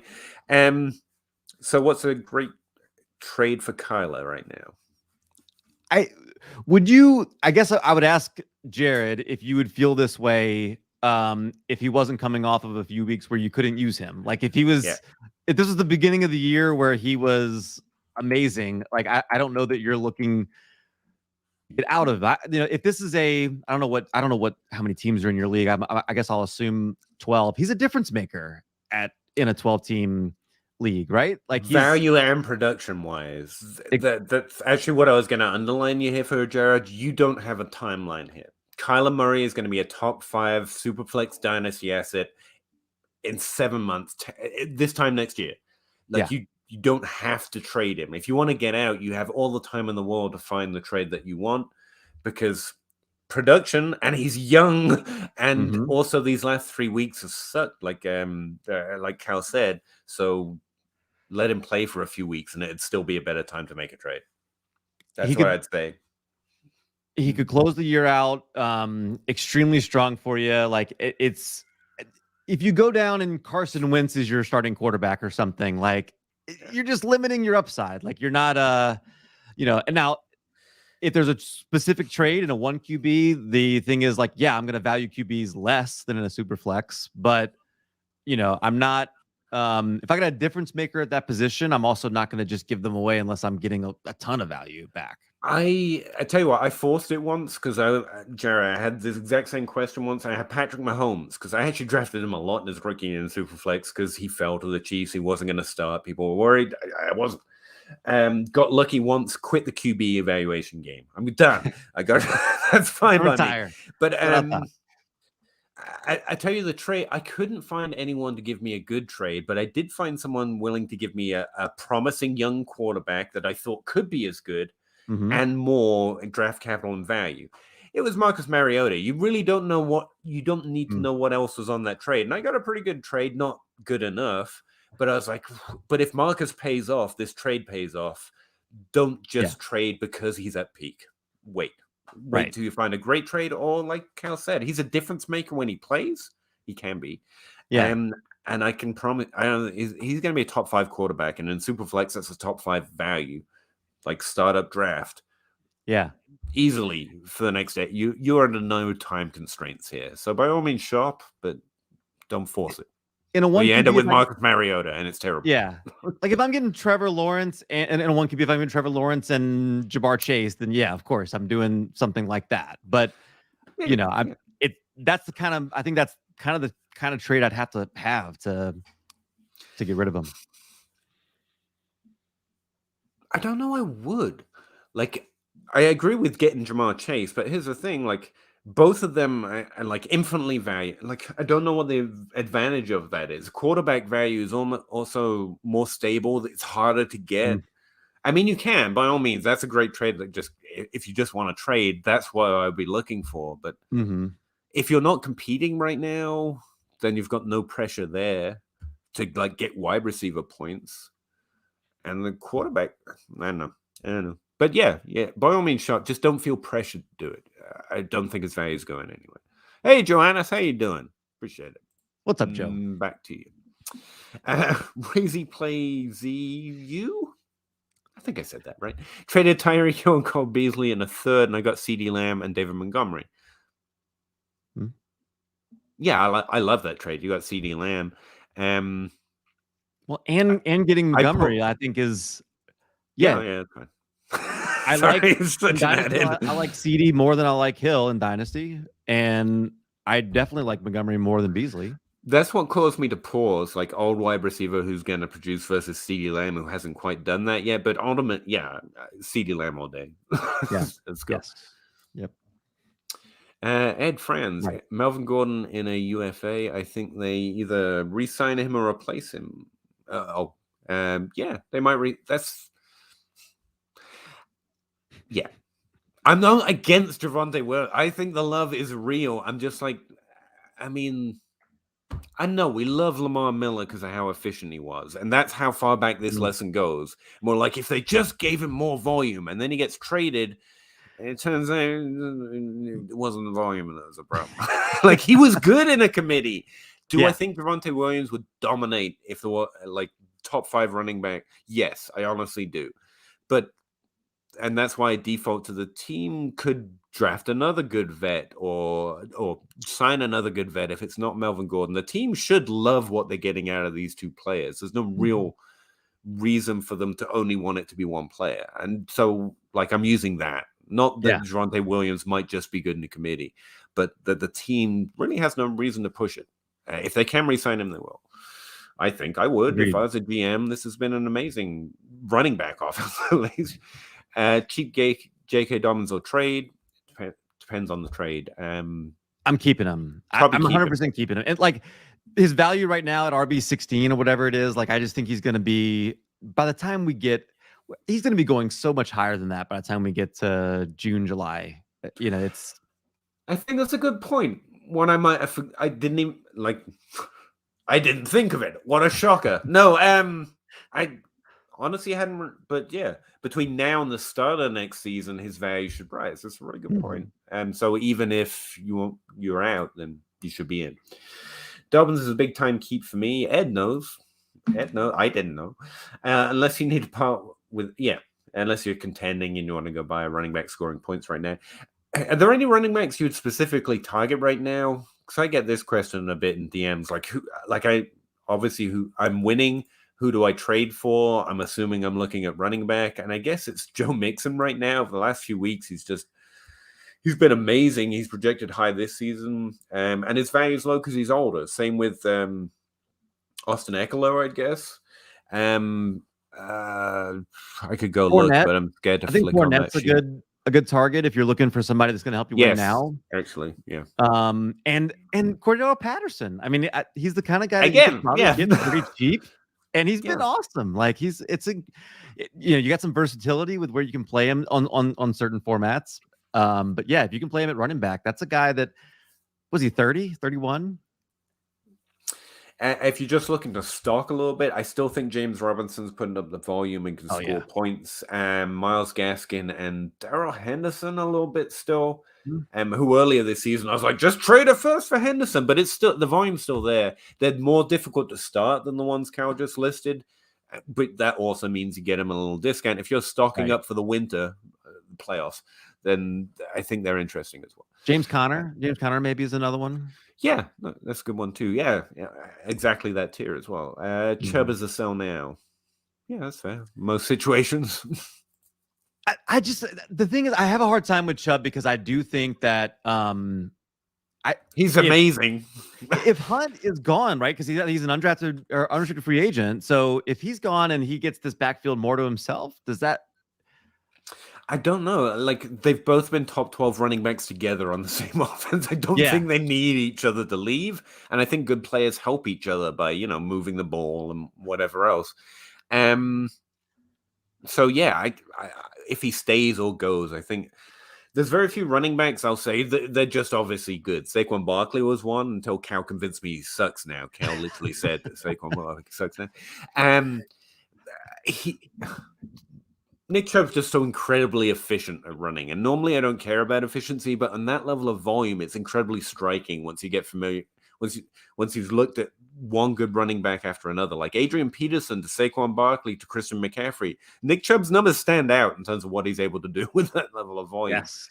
That's why I'm pretty comfortable saying his talent, and rarely I talk about talent, is actually pretty good. But Ed's right. He's going to get older. The team's going to change. Hunt might not be that, and I don't know that helps him necessarily as hurts him because the team gets worse if Hunt's not there. If you don't sell him now, you're definitely going to, even if he produces, his value is definitely going to be down next offseason. So I think in most situations, Ed's right.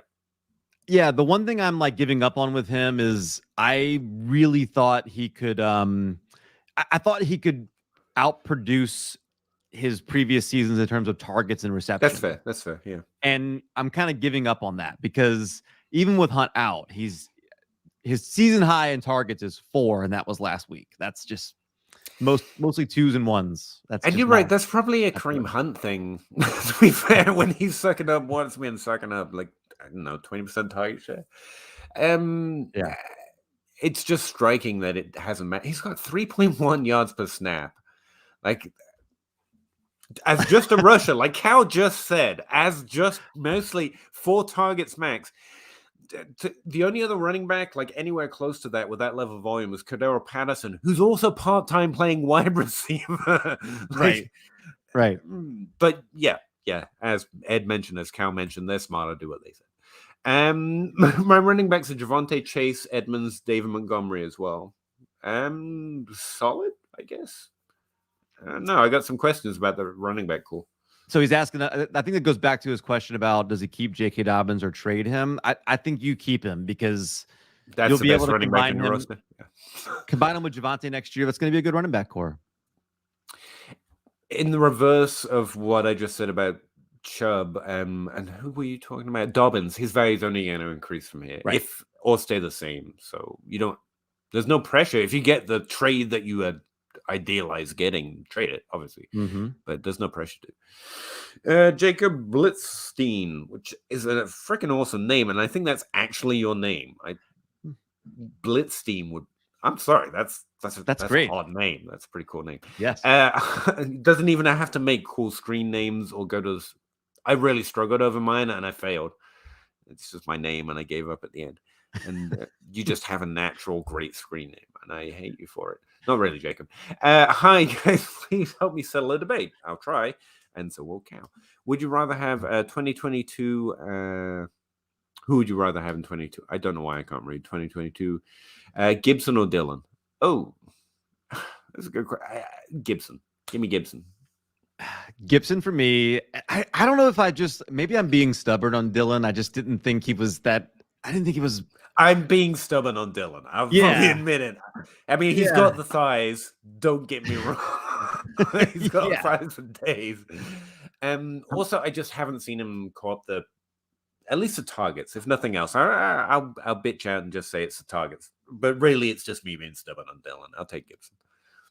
I think there's a chance he's got the backfield, I don't want to say to himself, but like closer to himself next year. But, he's, I don't know. I can't see. I feel like Gibson is a better bet for production. And a lot of that is how productive he's been so far versus Dillon. I don't know. Like I said, I might just be being stubborn on him, but I've seen the volume from him on both rushing and receiving to at least threaten top 12 running back, and he's lower drafted. He's got everything I love. Okay, yeah, that's honestly why. In terms of, I think it's a fairly even debate. Dillon could easily rise from here, right? He had a great game a couple of days ago, but I think it's more likely to be Gibson, though, real terms. And we're projecting Dillon. Gibson's actually already doing it. If Jordan Love is his quarterback, are you excited about Dillon at all? If Eddie Lacy can't earn a bigger, a full-on top 5 running back share, and then Aaron Jones can't do it, I think the ceiling for Dillon might be limited. Yeah. You're gonna want to sell next year. I think we're already past that with Aaron Jones. Because to be fair, it paid off. He's continued to be good, so we're lucky. But I don't think it's a bad name to throw in the hat, though. It's fair. Chubb 2 is another good name in that. Ed Friends, Gibson greater than Dillon for me. Yeah, hey, look. We think the same as everyone else. That's probably actually disappointing, but Spark 498 trade away. Ed's smart though. It makes me feel better when I agree with Ed. Yeah, Ed's got it. Yeah. Trade away ETN to acquire Aaron Jones. Standard scoring. Are you winning? Yes, probably. I mean, Dillon's been threatening it lately, so it's a little bit of unsure. I wouldn't do it even. I would need I'd need draft capital on Aaron Jones' side. If you're saying non-PPR, I don't know what the appeal for ETN is. I guess I have a hard time these are really two running backs I don't want. Okay. And especially if it's standard scoring, I just can't. I would be looking to trade away Etienne in this if he's, and maybe the best you can get is Aaron Jones, but I think you're going to be stuck with Aaron Jones, and I don't know that I'd be looking to trade for a wide receiver. I think somebody that could rise in some value. Same position trades do suck. I need draft cap on one side or the other to really make a decision, or it needs to be a different position. And I think he's asking, like he's thinking about sending this, and I would add, like, throw a second round pick on the Aaron Jones side, see if they'll accept that. ETN does fall into the Dobbins rule you put up earlier, or whatever it was, where he will get increasingly attractive the closer we get to next season because young and drafted. So there is that potential. And that's why I'd want a little chaser, or like Cal says, go to wide receiver. Hubbard went toward the end of round 4. That's true. Is he in the real NFL draft, or is that the in Dynasty drafts? I do think he was late. I don't know if he was round 4 though. He's saying until day 3 back. No, it's round 4. He was drafted in round 4. So in the real NFL draft, right? Yeah. Okay, gotcha. Yeah, I don't think he went that late in rookie drafts because we're degenerates. Right. One. What do you think about using an elite QB like Kyler to upgrade to another position in one QB? I think if you can do it, you do it. Difference maker or not, if a quarterback has value in one QB, you trade it. That's me. Yeah.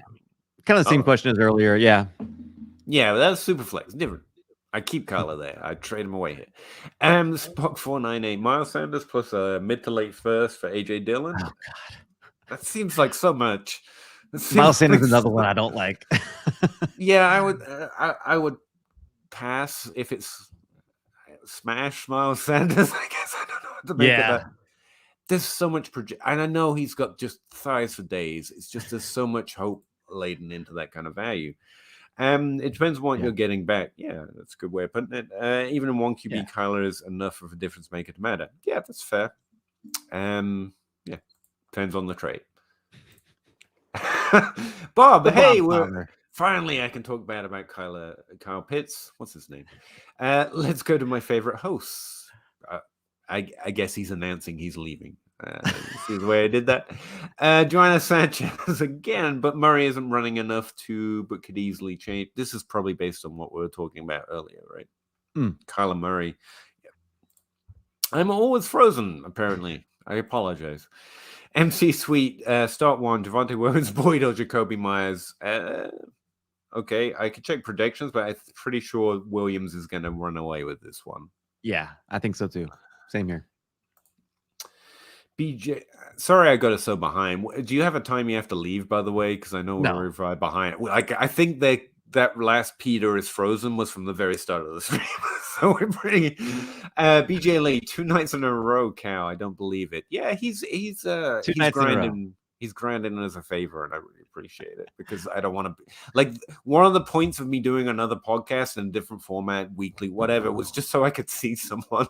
I miss talking to people, and so far, like I've been bailed on so many times. So, Cal, I really appreciate it, man. No, this is great, awesome. Ed Franz, you're out on set. Out on set, yeah. There's really good reasons to be concerned. It's about the value at this point. I bought in Juju specifically because the value is good enough, and I'm still okay. That's how low I bought. You know, if he's there, then I'm interested. Hey, Cal, what's up? Big fan. You should be. Cal's awesome. Hey. Joannis, yes, Bateman hype is correct. See, this is back from when we were talking about Bateman. Look at that. However high come. Yeah.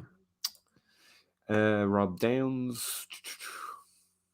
Team direction. Yeah, sorry, I wasn't reading it because that's a little harder to. That's a whole thing. Like, what do I do? Right. Key assets: Wilson, Watson, Javonte Williams, Montgomery. Wide receivers are Ridley. Shouldn't be listed at the front at this point, dude. Sorry.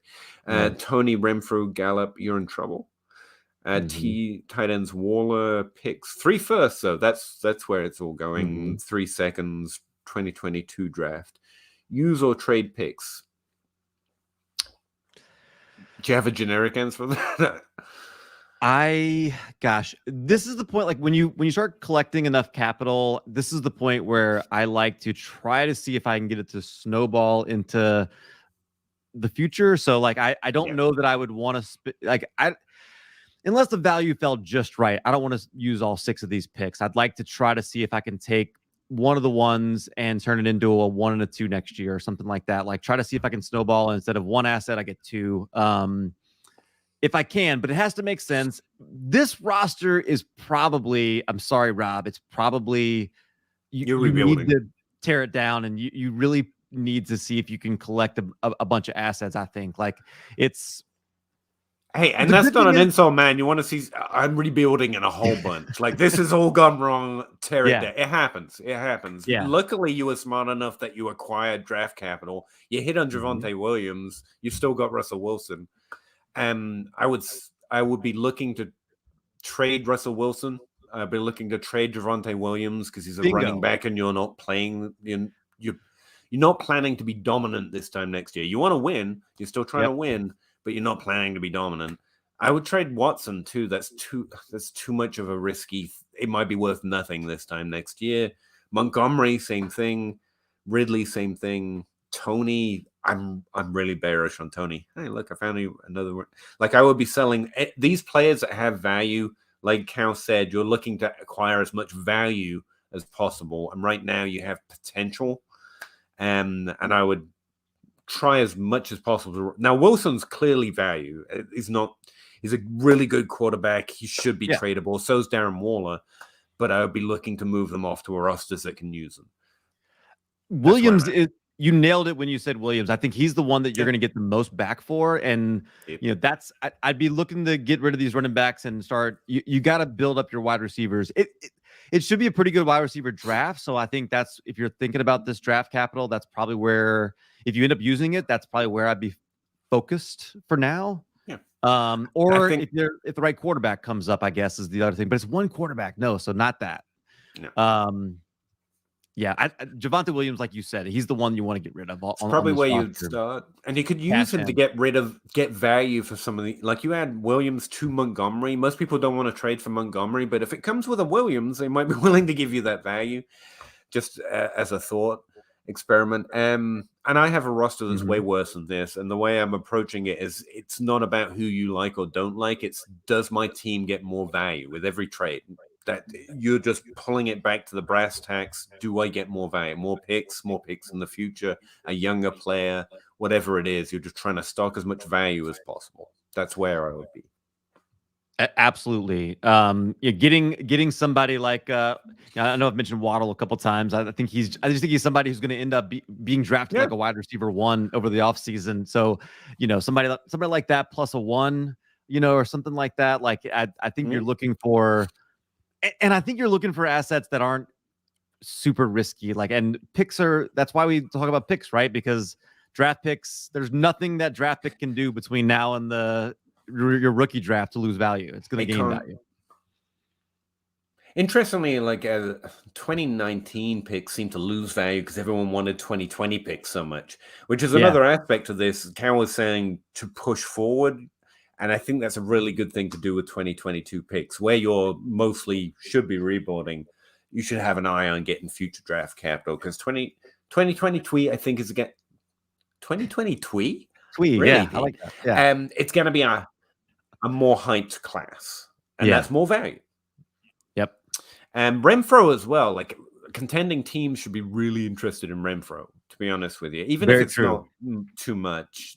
He's scoring points, and you can use the when's the trade deadline? But rough general direction. I think Gallup is another. Gallup will start getting some hype as free agency is about to come, and there's going to be rumors about him going to these places that you're going to be so excited about. And I think that might be a good time to get out on him before he just re-signs with Dallas or something, and just nobody. That's a good point. Like, Gallup has value. And as always, you don't need to make a trade, especially where you don't need to score points right now, because you're probably looking to the future. So don't pull the trigger on anything you don't want to, but just that's where my head is at in this situation. Am I adding value? Not do I like that player more than this player? Does my team overall have more value to work with going forward. It sucks. I know it sucks, Rob. Sorry to tell you. But you're not alone. Trust me. Right. Toronto Dave, nice to see you, bud. Hard for me to have Bateman top 20 at the moment. Yeah, I think that's what we're saying. But I think if you had him top 20, you would be the high guy. I think. I don't think anybody has him in that 20. Do they? I mean, does anybody rank him as a top 20? He's going off as a wide receiver 30 in ADP right now. I think Jalen Waddle is going to push into there, and everyone else falls below there because he's had the most rookie production. So, yeah, that's probably high end, but I think some people are going to value him there, if you know what I mean. You're not... Again, the hype's real, and it should be. Like, I nearly just told Rob, like, any of these rookie wide receivers who are doing things are probably targets for you. Jalen Waddle, top of the list. Rashad Bateman's hard to pay for because he's almost valued like Waddle. But Devontae Smith, Rondell Moore, they fall below.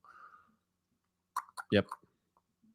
I'm honestly trying to remember where I have him ranked. I don't think it's top 20, though. Seems like Watson, Ridley situations need to be short term. Yeah, Rob. And both of those stood out to me as in, like, in a month, we could be done playing the waiting game. It seems like people are still willing to, like, I would like to add Calvin Ridley to my roster for cheap. And they should, but, like, literally next month, we might realize, oh, this isn't going to be a 4-week thing. And it's not. It's not going to be and it's not going to be with Watson either. He's not playing this year, which people still might legitimately think. Imagine 200-pound Bateman next year. Yeah, apparently this year's class is just going to be the best, which is what I hear every year, but there you go. Frederick Parent, would you rather have Robinson or Henderson rest of the season and for the future? Is that James Robinson? Sequel to me. Yeah. Yeah, him, right? I'd rather James Robinson. I think Henderson's role's more secure. The team could honestly cook James Robinson again, but Robinson is the answer for. They're equal to me. Honestly, they're the same value. If I just have to choose one, James Robinson's my dude. Of course, I'm going James Robinson, undrafted free agent with 2 top 12 seasons on his record. Thank you very much, Toronto Dave. I have Pittman much higher than Marshall, as you should. Yeah, definitely. Did you say you had a time, by the way? I honestly don't want to put you seriously, out. I'm fine. My kids are asleep. I'm good. Okay. I'm good. Cool. My magic, because I tend to just, as you've noticed, just start talking and no one can shut me up. So I'll forget. I forget it's midnight. Magic Michelangelo or Michelangelo? I don't know. It's Cal this time. It's Cal. Yeah, it's Cal. Zach. Not as excited as the other guy. Before this sounds like, oh, it's Cal this time. That can be taken anyway. See, that's the problem. Once people start liking you and you get used to, people not saying, that's why I'm always an asshole, because so people only say bad things, because then it's just not quite enough. You need another hit of the max. But it's Cal. He's been very good to come on this week. And Joanna Sanchez, after a string of off season with trainers, he's going to be, I don't know who we're talking about. It's Bateman. Bateman, yeah. There's room for growth, and his volume is there. It's been impressive. It's just his value's already risen to where I think he could be. It's like AJ Dillon. We're paying for what we're projecting, and we project badly. I think it's true, but it's just more risk in there than the value says. Henderson for both. I think that's fair. Look, he's got more draft capital. He's already receiving back with Cam Akers. In Cam Akers' rookie season, so I guess it's slightly more likely, but the upsides with Robinson, I think it's fair to go Henderson, though. 100% recovery is more like ETN than Akers. Oh, you're talking about, I honestly don't know. I mean, I do know, I've read, like, Akers' injury is harder to recover from, right? Or we've seen fewer come back from it. Right? Yeah, that's what Jeff. So I talked to Jeff Muller at JM Thrive on Twitter. He's kind of the DLF doctor. I've talked to him a good bit about these. When the injuries first happened, he was definitely in the camp of ETN's injury would be easier to come back from than Akers. But I will say he was also he didn't like the way Travis Etienne ran, and I think that's really stuck with me. He was like, the way he runs, I just feel like he's going to get hurt. And this was like right before his injury. So I don't know how predictive that is, but his injury is not not easy to come back from. And I don't know. Maybe Akers just has a better publicist, like getting these workout videos out there. But I just feel better about him, maybe because I've seen him do fun things on Twitter. I don't know. Yeah, look, I read what doctors will say, but the ultimate answer is we don't know. Yeah. I mean, I hope they both come back. I'm gonna play them as if they will, because we haven't seen a lot of running backs come back to elite form. We haven't seen a lot with that elite form and the elite volume who have suffered this injury. The medicine's moved on. I think that's where consensus is. It's risky, but we think Cam Akers can probably come back if all goes well, and things cannot go well. But so there's risk in there based on injuries, and to me, it's just I think Akers has proved to be better so far because we've seen him in the NFL do something. So I'll just stick with the volume again. I do believe Akers' returns could be a huge mistake. It's only a mistake if you overpay too many places. Right. Barkley's upside is so damn high. Yeah. It probably is, but man, 2018 was a long time ago, man. I just like at some point it's like, okay, yes, I believe so, but man, the injuries stack up, and sometimes you just look back at these guys and you say, gosh, what could have been? And I'm afraid we're getting close to that with Barkley. Yeah, but Christian McCaffrey's upside is highest. That's honestly what the thought that occurred to me, and I think he's going to be discounted age, injury in a similar way. So that's the name I would throw out. I like Christian McCaffrey, as if anyone else doesn't. I need 2 firsts to move him. Yeah, I think that's right now, only a contender is interested in it, and it's also his production hasn't been there, so it's a difficult trade to get. Is the thing. Yeah. And his value's going to struggle this offseason. By the time we get to it's going to decrease. You don't have to sell it, but I think that's a fair projection. Just moved Juju for Chuba. Screw you, man. 56 team, 4 copies. Everyone hates Juju. I just traded Juju Smith-Schuster, so I can't speak, but that was only because I was trying to get AJ Brown. I'm already way too deep into the Juju Smith-Schuster trutherism. I don't think I need to say it anymore. I've got receipts for days. If anything good happens from here on, I'm good. Yes, do it. I trade Diggs for Bateman and Gibson. I think it's going back to that's well, gosh, do I trade? Would I want to get rid of Diggs to get Bateman and Gibson? I don't know. You're a little lower on Bateman than I appreciate it, because someone needs to be low on Bateman so I can be high. That's what needs to happen. Well, right now, Hollywood Brown looking as good as he does, I think, is part of the reason why we all just assumed he was going to Bateman was going to come in and be the guy and push Hollywood Brown down, but Hollywood Brown's still commanding double-digit targets every week. See, I didn't, but that's the thing. I have a reasonable reason to like him. Everyone else thinks for unreasonable reasons that he's already done it. And I'm like, just buy Elijah Mitchell and run them all. Oh, yeah. Of course I did. No, I actually did. That wasn't sarcasm. Sorry about that. First grade and Stevenson a second for a first all day. I like Stevenson. And like Cal said, he's doing well.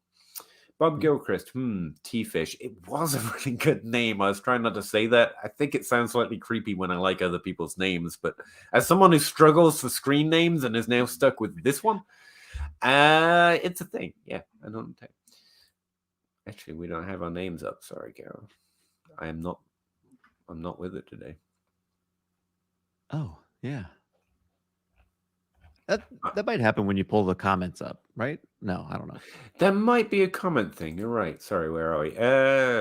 He can catch. True. He's a professional athlete. Yes, he can catch. He can, but he doesn't. They don't ask him to do that. He's gotten mostly 3 and 2 targets. He had a 1 target the last 2 games. They don't ask him to do that. Yeah, it's not that he can't. It's just probably not going to be asked to do that. Yeah. He can catch really well. I'll allow it. Yeah, I think you're right. Sure. I haven't even watched. I'm sure he can. Forced 4th and 1. I don't know why I struggle with that. What do you think is a fair to ask a first-round pick from a contender, so a late first, technically? That's where my value line is at with them. I didn't realize how close they were. They're actually like 5 points apart. Very similar years this year, and with talented running backs due to join them in the backfield next year. I feel like these are two running backs that are set to lose a lot of value in the offseason, don't you? Yeah, for sure. They definitely are. Yeah, they are. You gotta feel like you are like that one player away from winning. Again, it's like we said, they're not that tier of running back you targeting to play, but if you need to stack up the position, they come a little bit cheaper and they score points this season. And it's pure, like you said, expect a value loss. You're playing if you really think you're winning and you might need a running back 3. Mm-hmm. Earlier on this very show, we were talking about how they could be league winners and they were worth a first. Notice this value's different. It's just the rhetoric that has changed because, they're scoring less points than Fournette and James Conner. And who else did we mention in that category? Austin. Like Cordell Patterson. Way more expensive. Yeah. Cordell Patterson, which turned out to be the real first-round pick buys, to be fair. T-Fish, you were right, though, to be fair. You were absolutely right. I froze.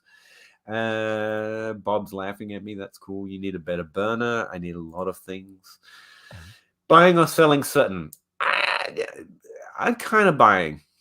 At where I expect his value to be right now, as the resident Juju Smith-Schuster rosterer in every league, I'm interested in Sutton. But it's getting concerning, to be fair. There's reason to be concerned. Cal, I'm assuming no.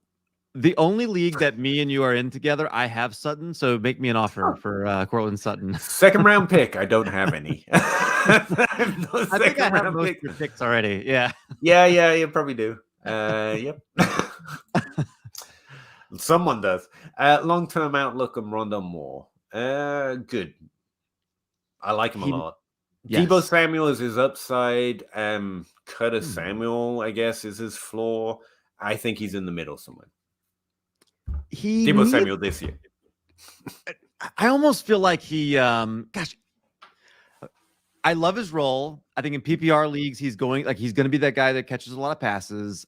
I want him to get pushed down the field a little bit more. I almost feel like he's used a little bit too close to the line of scrimmage. He was like that in college, but it seemed like that's translated into the NFL too. And I don't know if it's because they feel like with Hopkins and with AJ Green and now Kirk doing well, like that's the only role for him. And maybe there's something more in the future, but that's my only concern is just, is he just going to always be this really close to the line of scrimmage guy that gets 10 catches and has 64 yards or something, like that kind?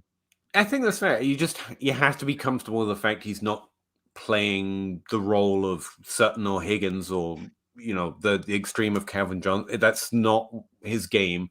Do I think he could play further down the field? Yeah, I think his ADA of 1 is a little exaggerated. Like Deebo Samuel's like 5, 6, 7, right? And so he can catch more targets further down the field. But right now they also have, AJ Green and DeAndre Hopkins. I think that exaggerates it slightly.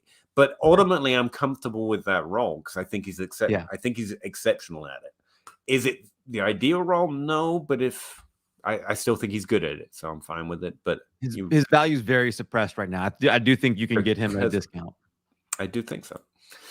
CPAT is a great guy to win now. Yeah, Ed does everything. Like Ed, seriously, Ed's where's great. Your channel? I need to listen to Ed more. I'm not joking. Like everything you said has been like, oh yeah, that's the thing that's the thing I think you should say.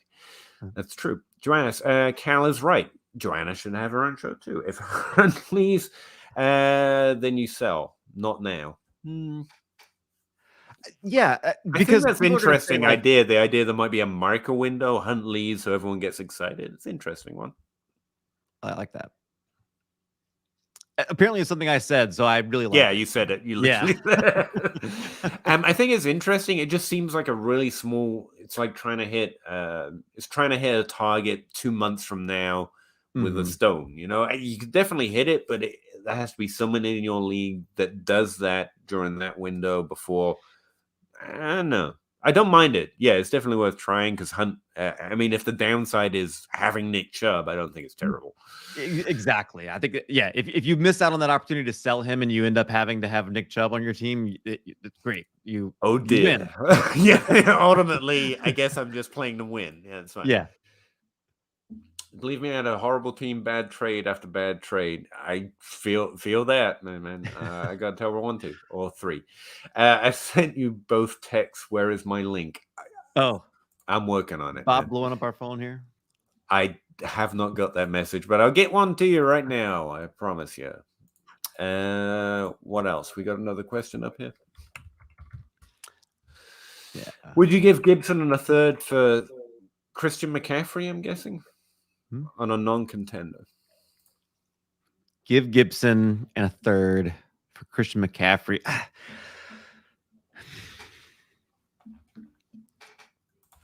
Probably, but this isn't the kind of trade I'm looking for.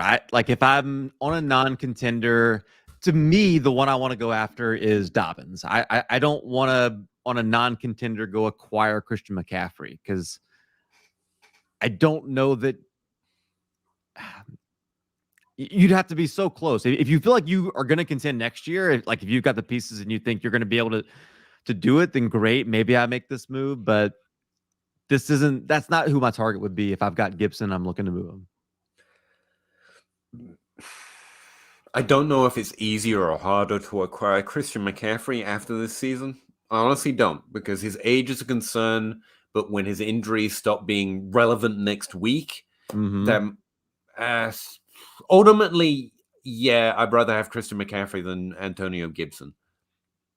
But right, me too. It's the same position trade, which is a little weird anyway. Yeah. But there is that third you're throwing in there, and someone might value the youth. But I would go get Christian McCaffrey. It just feels like the wrong time. But I don't know there's a better time. It's a weird one. It feels like a weird fit with this. It's just not the kind of move I'm looking to make if I'm on a non-contender. It's just not the way I'd play the game. It's just. But if you want to go get Christian McCaffrey, I honestly don't think you're going to be paying more than you would later. And I think that's a fair offer. So, yes, you can. It's your team. And I think that's fair all right. I don't think you're killing your team or nothing. There's no. Yeah, I like it in that way. Magic Mike Mixon was the other name I was trying to remember. Yeah, you could probably buy Mixon right now for literally going to plug him in next week. His volume and production's been amazing the last 5 weeks. Yeah, the fair's going to drop. Fourth and 1, J-Rob and Henderson or Bateman or Higgins? Either. Bateman and Higgins. Either one. Yeah. If I'm trading J-Rob and getting, Bateman and Higgins are, they're going to, their value is going to be much cleaner next year than either one of the running backs. So J-Rob and Henderson are worth, in my opinion, just as a value line, picks don't have to meet, but they're worth a first as a value. Bateman and Higgins are worth more than a first, and J-Rob and Henderson are only interested in contending teams. There's almost no situation that I would say that Bateman and Higgins were worse to trade for. Even if you're winning, I would do that. Because we keep an eye on value. Ed, I give up J-Rob for Higgins personally. Yeah, I really like would. That. Yeah. Henderson greater than J-Rob, greater than Higgins and Bateman. Higgins greater than... where are you at on Higgins versus Bateman? Yeah, I think Higgins should be higher. I agree. The volume in Cincinnati has been weird this year in terms of what the history has been for that coaching staff. I think it's interesting you try to profile the coaches as much as the players. I like that. I saw you comment on that earlier, I think that's just part of it that's missing a little bit. Again, not that it becomes the thing and the utmost thing, but I do think there's some analysis on the coaching staff but things change, and I do think there's good coaches are going to adjust to their personnel. And I do, but T Higgins is so good. There's no, but Bateman is too. I can see why a contender would do this, where he would trade Bateman for a Henderson or J-Rob if trying to win now. I can see that, but I do think the value is in the wide receivers for both those. Yeah, as far as Higgins, Gray, and Bateman, as someone who seriously loves Bateman, both of these are twos on their offense. Higgins plays on a more pass-friendly offense, except for the last few weeks where Joe Mixon's been going off. With a more passing-heavy quarterback. Like, there's no great reason other than they're fairly equal, other than Higgins has been doing it for 2 years now, and Bateman, we think he's going to do it for 2 years now. And they're the same age. Yeah. And they're the same age, so there's no dynasty caveat get out of jail free card there. So yeah, Higgins should be above Bateman. Yeah, and like we said earlier, we don't think Bateman's consistently going to get ranked in the top 20 right now. Higgins should be. So Higgins is going off as the wide receiver 15 at ADP right now, which might be too high. But as I look through like the wide receivers underneath him, there's not many that I can see jumping him over the offseason. I think you were going to be drafting Higgins over Bateman in June.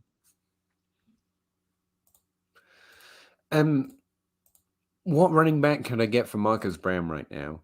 This is another weird question. Like, if you're contending, so you want a running back, why would you be trading Marcus Brown, who's putting up serious points right now? But assuming, like, you just suffered an injury and Marcus Brown's what you've got to move, it depends who you're trading it to.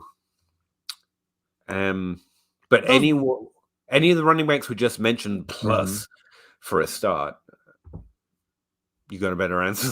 Because honestly, I'm struggling with the. I think the ones that we mentioned, I think, that those are the guys that I would be looking for. And I can only see doing this if you're trying to win now and you just got to stack wide receiver room or something. He's not the kind of player I'm looking to get off of. Like, I love what we've seen out of him. And I think there's a 3-year buildup now, right, of him with Lamar. So there's a lot of chemistry there and a lot of, we're seeing kind of the fruit of holding on to him. I'm not looking to get rid of him. I'm not looking to, but it's going to be hard. Like, he's producing in the top 12 this year. It's going to finish out the year that way. But dynasty players aren't going to like it. Like, we're not going to value him like, right? Chase or Jeff. It's not happening. We just don't believe it, even though we should. So it's okay to trade him away, but that's why I would target one of those discounted running backs, because I'm assuming you're contending, and get draft capital with it, because that's possible. If you've got a team that's middle of the pack towards the bottom, they could have Fournette. They could have, because he's come on strong, especially over recent weeks, he could have Eckler or Cordell Patterson. And that way you can, make up the difference in a draft pick or two, or a Elijah Mitchell or some young guy. That's a good name right there. Could you get Elijah Mitchell and something for Marquise Brown? I'm not sure you could, but if you can, that's what I would like to. That's what I'd like to do. Marcus Brown should be valued more than you would need additions to him. But again, it depends what the roster's looking like in your leagues always. But that's who I would go looking for first. Hope that helps. Buy, hold, or sell Trey Lance? Sell. Like, I'm tired of the wishful thinking, and like, just any minute now, I'd like sell Trey Lance.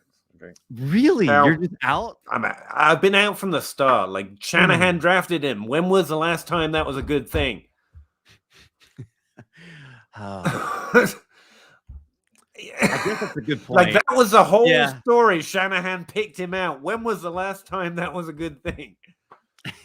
Yeah, I guess that's true. He can't beat out Jimmy Garoppolo, who is the decent quarterback. Don't get me wrong. And Trey Lance, I get the whole upside, and I'm not trying to trash a player because I root for players. But like, it feels like this is a guy we thought was top 5 for a really weird reason. The one thing we know consistently fails is Shanahan bang the table. Like, that failed every time. But sorry, carry on. Put reasonable analysis on this. I'm just out. I'm like, no, I don't believe that. That's a weird reason. Yeah. Oh, gosh. Well, here's one thing we know for sure. Shanahan is not. There's not a situation where Trey Lance isn't his starting quarterback soon, right? Like, they give up too much for the guy. There's no way the organization allows them to treat Trey Lance like Josh Rosen. There's just no way. They gave up too much. So there's going to be games where he's going to look a little bit like Jalen Hurts and produce some good fantasy points, right? He's going to run. He's going to, and then maybe at that point, if you're a non-believer, maybe that's the point where he's going to have the best value. But I don't know. Like, he was always going to be raw. He was like, the best case scenario for him was always sit behind someone like Jimmy Garoppolo. And we're talking about Trey Lance. I'm asking Cal to put reasonable expectations on Trey Lance because I'm just out. Like and you brought me in. Yeah. You want to go? You want out? Okay. Yeah, I feel like there is a world where he doesn't get to start. Like that's, yeah. Do you really? I just can't see it. I take the I know you're completely more reasonable here, very much so. Yeah. But it feels like we already, you can trade him as if that's a fact. Like already. Like he's There's worth what Jimmy Garoppolo is worth right now, plus, right? There's somebody that take values that him and more. I'll watch the party. I'll have fun watching you all get those points. I'm okay losing for starting quarterback money for Shanahan drafted him. Okay. How many shares of Trey Lance did you end up with? None. Right, because you didn't believe in him at all. But presumably Nico did. Yeah. Right? Nico probably believed in him. And this is just not how you play Dynasty. If you believed in him just a few months ago, no, you don't sell him right now before you even get a chance to see it. Like if you're just being impatient, then you need to be in redraft leagues or play DFS. Like Dynasty, you're to hold on. Sell quick. Somebody values him more in your league. You sell him. Yeah, it's about the trade. If he's offering more than the pick that you spent, you could trade him. Yeah, I think that's a fair line. Yeah. Would you trade between him? Me, like what? Give me anything, and Cal, like maybe give me even more. I think that's a fair middle line. On camera. If you drafted him with the 105 there, and you're getting offered the 105 plus a second, I think you can trade him, and I would be willing to. Cal is not. I mean, as long as you took hits ahead of him, you're fine. Oh, obviously. Here we go. But are you trading? How's that going? Would you rather? It's going just fine. It's going good. I know his value has not shifted. Exactly. Yeah. We're not getting into that. Tua or Trey Lance? Okay. All right. Let me ask you guys this: would you rather have Kyle Pitts or Trevor Lawrence right now in a Superflex? Add in premium? That's irrelevant, but yeah, sure. I don't think it's irrelevant. It is. I'm kind of on the irrelevant side, but I get your point. Who would you rather have as the 101 last year? I want Pitts because I think he's a unicorn. I think his value is unicorn. You know I love the unicorn. My question is, what does it matter? He's a tight end 1. And he's obviously not unfairly, not because he's bad, not doing it right now. Like it doesn't matter if he's Travis Kelce the next 3 years. It can't go up. You sell now. Why keep him? Yeah, but he's amazing. That's a fair point. Actually, he's 21 years old. He's a wide receiver that has a tight end definition. So is Mike Gesicki. Point that out. Who? Mike Gesicki. Never heard of him. That explains a lot. Explains a lot. No. He's a guy scoring the exact same number of points as Kyle Pitts is. Yeah. He is. Coincidentally. He's like 26 now. Which is a bad thing because Kyle Pitts is growing and Mike Gesicki's playing what he plays, to be fair. I just pulled up these Trey Lance trades on the Trade Finder, and there's just so many bad ones. Like, why would you trade Trey Lance in a second for Keenan Allen? Okay.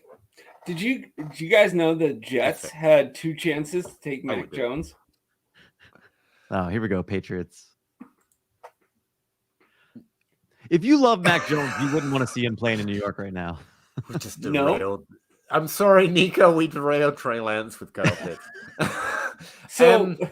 Honest advice: hold unless you get a trade. And Bob said it right. if you get more than what that's the point where you can trade him away. You don't have to Carol's point. By all means, you can enjoy this ride. You like him. You think he is good. And in that offense, he can do great things. And there's no warning sign here. Quarterbacks consider year. It's fine. I'm more worried about Nico's impatience when it comes to Dynasty. You can't be impatient and trade when you think the guy, when you think people are bad. Like if you believed in him, I don't think you're selling him right now. All right. I think so I would caution that with, you can get out before if you expect a fall. Like it's okay to flip, but it's right to get in the mindset of patience. Now, Bob, it's okay to hold him. It really is okay to hold him. Yeah, it really is. He's been invested in. He's going to be there. Yeah, and there's, from what I hear, there isn't a plethora of quarterbacks that are going to be in this draft that everyone's insane about, even Trevor Lawrence style. So, I don't think you're under any risk holding him either. That's why I think Jalen Hurts might be a good investment too. You're hitting on something right there. Yeah. People are starting to recognize that the hate went a little too far on him recently, though. But that's fine. Kendrick Bourne season. I like Tim Shady. Who do I play this week in my flex spot? Melvin Gordon, Bourne, Sutton, Mark Ingram. I'm going to guess Gordon. I don't actually I don't know. Is Ingram expected to play really high this year? If Ingram's playing, you play him. Yeah, if Ingram plays, you probably play him. Outside of that, it's Gordon. I love Kendrick Bourne, don't get me wrong, but he's a risky flex play. He's touchdown dependent. That's one way of saying it. MC Sweet, Gallup or Devontae Parker this week or in trade? Yeah, that's a good question. In trade, I want Gallup. In this week, I want Gallup. Yeah, I don't think Parker's playing this week. I don't know why I asked that. I don't think so either. I think he's on IR. He was on IR, but I think I saw a note that he may be coming off. And if he does play, I'd probably rather play him. That Saints defense has been pretty good. Yeah, currently I don't have him starting, so it's Gallup. If he were to start, again, this is one of the questions I asked you early. How much do you need to see before you start a player? It's pretty difficult the closer we get to the sudden death part of the season. So it's probably Gallup no matter what, to be honest with you. Yeah. Ed Franz, I'm not sure you could get a great deal selling Lance now. Yeah, and that's ultimately what it comes down to. It's what's the trade? Don't panic, but what's the trade? Gallup, Parker. Ed knows, man. I'm telling you. 3 years younger will be a free agent this offseason. Has the physical tools, in my opinion. We're talking about Gallup. Yeah. Yeah. I think both. And if you can trade either, like put them with something to trade up, both make good candidates for that. But if you can get them cheap, I don't mind having them on rosters because, like you say, I think they're both pretty talented. But I think their value range is probably similar, dynasty-wise. Guest appearance alert. I'm surrounded by guests. All right. And you're right, Cal. Look, our names turned back up. I think I'm out of comments. I think everyone got tired waiting for me to unfreeze, and that's where the comments stopped. Bob, how you doing? That Scott had punched in there and said, "Oh, Peter's frozen." Yeah, I've been doing that a lot, apparently. Well, you're in Kentucky. What do you expect? Yeah. I didn't know if you wanted in. You just said, "Where's my link?" So I sent one. And then when I saw you, I didn't realize you were going to bring me on camera. I would have turned. I didn't know you didn't want to be on camera. I would have turned some lights on. I would have maybe done my hair. I receive a random "Where's my link?" I just send the link. I don't know. I don't know what it's about. You guys are recording me without any notice, recovering from COVID. Oh, how you doing? Feeling better? About 75, 80%. Okay. Yeah. Doing pretty good then. I operate below 80% every day. So that's because you smoke and drink whiskey. I don't drink whiskey. Well, I have been known to, but I literally don't drink on a regular basis anyway. So that is a lie, Bob. Much like Scotch, because you're from England. I drink coffee. Which is also bad for you, so that fits. Well, that's let me what I ask you drink. guys about tight ends because no one ever talks about them. I actually have that's one always for you guys. Okay. So I just told you I traded Juju away, or I traded Juju away. Yep. And then I just traded Juju away for a first. Twice? Yeah. No, two Juju different leagues. For a first? Yeah. That's really high. Someone likes Yes. Juju more than me right now. Yeah. You It definitely was trade in him for Pigs first. 1 and Oh. Pigs 2 and Pigs 3. That league format has really weird values, though, right? Aren't picks worth a lot less or something? Yeah. Because there's Devi players and stuff. It's Devi players, it's auction. So everyone that listens, if you're in an auction, it changes everything. It does, especially in pigs, where I think there's a whole bunch of stuff going on there. Oh, you can tank. Fair Peter. enough. Yeah. What's best case scenario for he's a free agent? What's the best thing that can happen if you're telling a story where Juju Smith-Schuster where you get to get on the mountaintop and do your victory lap about Juju Smith-Schuster? What happens between now and then? I This honestly is why Calvin don't is a know. great host. I don't think he was in a bad situation. I'm concerned with the way he wasn't able to earn a role for himself, to be honest. But ultimately, I think he's an underrated receiver. People think he just co-opted a bunch of volume for no good reason. And I think anyone who's supporting Terrace Marshall right now might take that. I don't think you do that just because you're on the team. No. Especially, he did it with Antonio Brown, to be fair. So it's not like there wasn't competition. So I don't really but play it made him ideal open. situations. I think his value will go up because I expect more out of him. This has been I don't want to make excuses. I don't make it because I honestly have no idea. Deontay Johnson and Chase Claypool just earned all the role. That means that Juju did badly by my equations. To be very clear, I got it wrong. I thought he could do more. But I still think he's capable of it. So I don't care where he goes or if he stays. And I think based on what he did this offseason, he wants to stay. He likes being in Pittsburgh.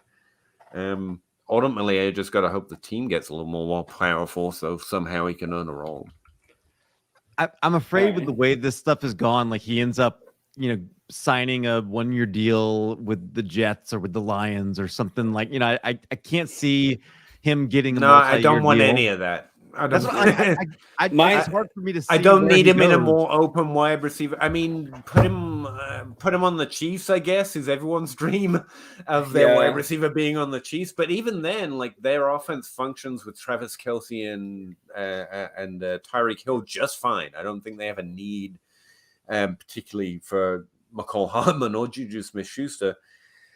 I don't play that game. I just think good players will earn volume eventually, and I think he's shown us he's good.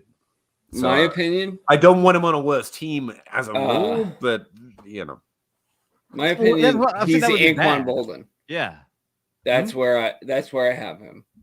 Anquan Bolden. Yeah, where he is a target hog for like 10 to 15 yards tops. He's not going to produce that much. I disagree. But obviously this season seems to agree with you. I agree with you with James Robinson, but I'm gonna disagree on Smith-Schuster. Well, that makes sense. No, that's fine. I just have to take the L this season. Juju couldn't get it done. Can't. That doesn't mean he's not. Again, like I say, with players that I don't like, doesn't mean he's not been a good NFL player. There's many roles to fill. No, yeah, and stuff like that. It's just I expected more out of fantasy. I have a pretty clear separation in my head, I guess, between fantasy and the NFL, and that protects me here too. Your head's a hard place. Like to live. I don't think I can predict football, or I could call a better game. Like I don't know.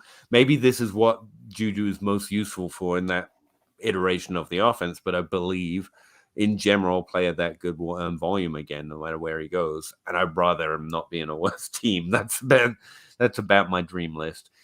Maybe Indianapolis, maybe or some, somebody like Hey, that. yeah, definitely. I mean, there are good landing spots. You know what? About that. It might I just be don't LA. have an ideal It might for be any LA. player. He's a USC guy. It could be LA. There it is. I knew there was a new one. I was trying to figure out which ones we read already. Mooney or Pittman, rest of season? Pittman. Pittman pretty easily for me. Yeah. It's done on Mooney. No, Pittman's experienced a drop-off recently, but there's no reasonable expectation that Mooney should outscore him on a week-to-week basis just because of the roles they play. I just like Donald Mooney better. Yeah. I mean, his drop-off was Buffalo, where that's the thing. It's not a trend. yards. It's just been a real rough. Yeah, it's been a rough ride. Jonathan Taylor's been scoring 4 touchdowns a game. There's not much to go around. Tampa Bay got some of their secondary back, so you sort of look at that and say he still got 10 targets. So yeah, he really did. Yeah, I actually wrote him up this week, and probably end up writing him up this week as well as someone who, don't panic too much on Pittman. I love Donald Mooney. I've got Donald Mooney projected as wide receiver 19 this week, for example. And where am I? What do we got next one? Pittman's like 5 spots. I do love the targets, the opportunities that Mooney's gotten. I hope that it's continues. been impressive. I think that's a little underrated, and it's not just why not Allen Robinson. It's in we use bad situation like what I could use for Juju as like a get out of jail free card all the time. And here's Donald Mooney in a terrible situation, just doesn't matter. Terry McLaurin doesn't matter. Good players should be able to do that, which is why I'm. I have to be disappointed in Juju. Juju, OBJ or AJ Brown? That's not it. Not a AJ real Brown. question. AJ Brown all day. He shouldn't. And no, it's are not all a cautionary tales of early breakouts. I don't know. Are we writing off AJ Brown? Oh, I am. I have. I think peak production is an interesting lens. Sometimes instead of a career arc, you peak, you hover around it, and then you fall off. But these players, they peaked and then tanked. So I don't know exactly explains it. Why have you written off AJ Brown? Kind of like Christian McCaffrey. Different position, but okay. Why have you written off AJ Brown? Like just the injuries and... Oh, yeah. No, and he's older than everyone he's been comped to. You comp him to... DK Metcalf, you comp him to Jefferson. They're like 5 years apart. Yeah. He's older than everyone in his value range, but I don't think he's actually in that value range right now. No, I started moving him and has their upside. Probably about the beginning of the season. And that's fair. If you were selling earlier, now it was a good time too. Yeah. Same. I imagine you feel the same about Terry McLaurin right now. Then, as well. He's in the top 12. I actually have 0 shares. That makes sense.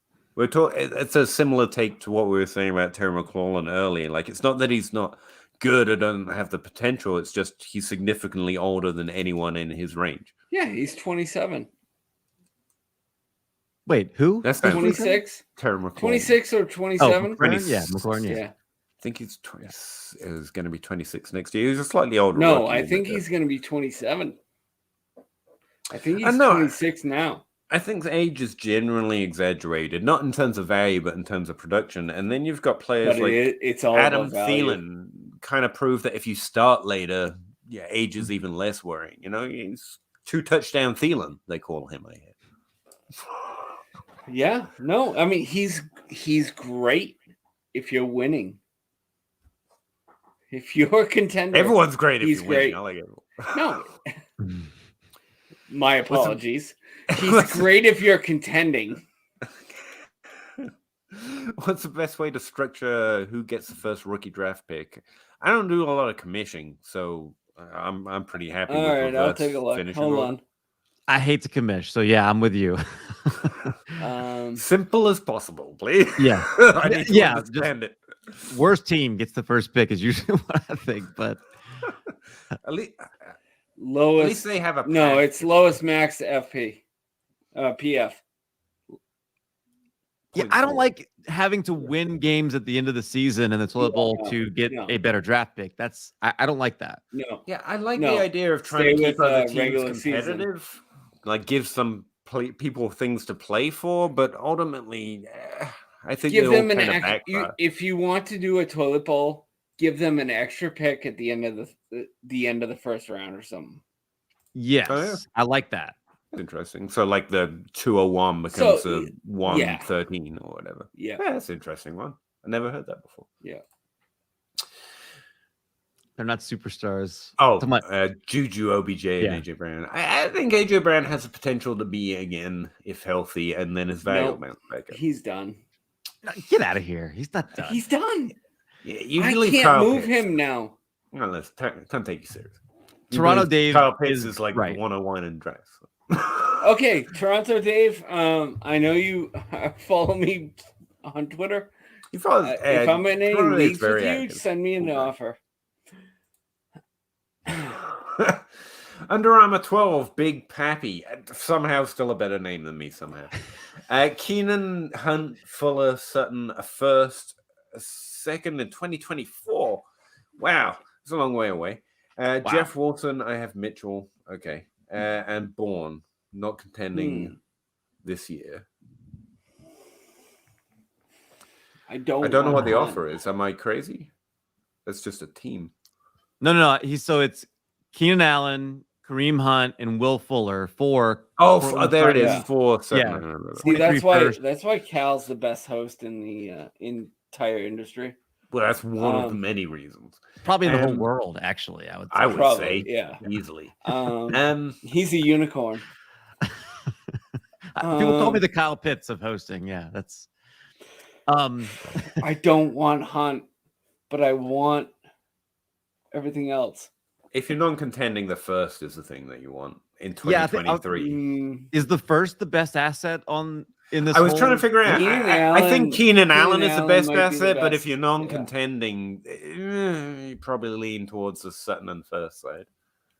I don't care about if you have Mitchell. Knew you were going to say that. He does. Okay, he feels good having the backup. It's fine. Okay. All right. Wilson is like throwing a penny in a whatever pond. Yeah, but if you're going to roster a backup running back, it's fine. But yeah, it doesn't affect it a lot for me. What you're doing here is trading Keenan Allen for Sutton for first. Which if you're not contending and you're getting rid of Keenan Allen, Hunt, and Will Fuller, whatever, then this is a great return. This is fine. I don't want to say great, but it's fine. All right. Yes, 4 first and 20. Okay, so maybe he doesn't need. It's basically a first and Sutton for Keenan Allen. Yeah, exactly. And if you're non-contending, yeah, that's solid. Now you have 5. I would, I guess. Done a lot of trading. Respect it. Cal's top 24 hosting global rankings. I think that's low. I think we can push them up the rankings. I think we need to. It depends on the site you look at, on who's doing the rankings. But he's got the voice, the togetherness. He can spot where the 4 is in a question. You know, he can manage. That's my best asset. Yeah. Solid 101, I would say. If he can manage me, he makes it. It makes it top 5 at least, easily. All right. Let me see. I did want to ask about tight ends that weren't Kyle Pitts, just to shake up the dynasty landscape. Whoa! You do have some notes in here that you got some notes in here that we haven't covered. Go ahead. I've got a lot. I got a bunch of random notes.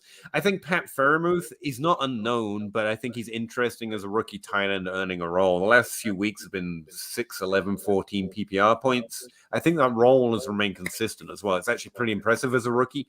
I know we have no room for rookies doing well at tight ends for Kyle Pitts, but there it is. I also think Brevin Jordan, Cole Kmet, and Adam Trautman, 2 second-year tight ends, have been coming on in volume pretty well over the last 5 weeks or so. If you're looking for deep value tight ends going into the next year, because I tend to look at sophomore tight ends more than I look at rookie tight ends. But Jordan and Freiermuth both stood out this year as well. Freiermuth, just over 10 points less this season than Kyle Pitts.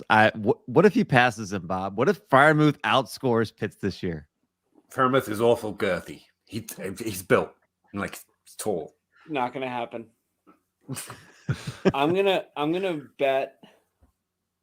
I'll do a unicorn avatar bet on Twitter that it won't happen.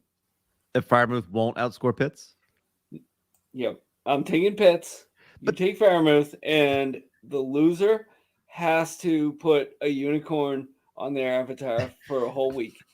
I feel like there's got to be odds with this, though, right? Like, no. my main point is like, no one. No, rest of the season. No odds. Rest of season. It would be a big blow for Pitts if he got outscored by Freiermuth.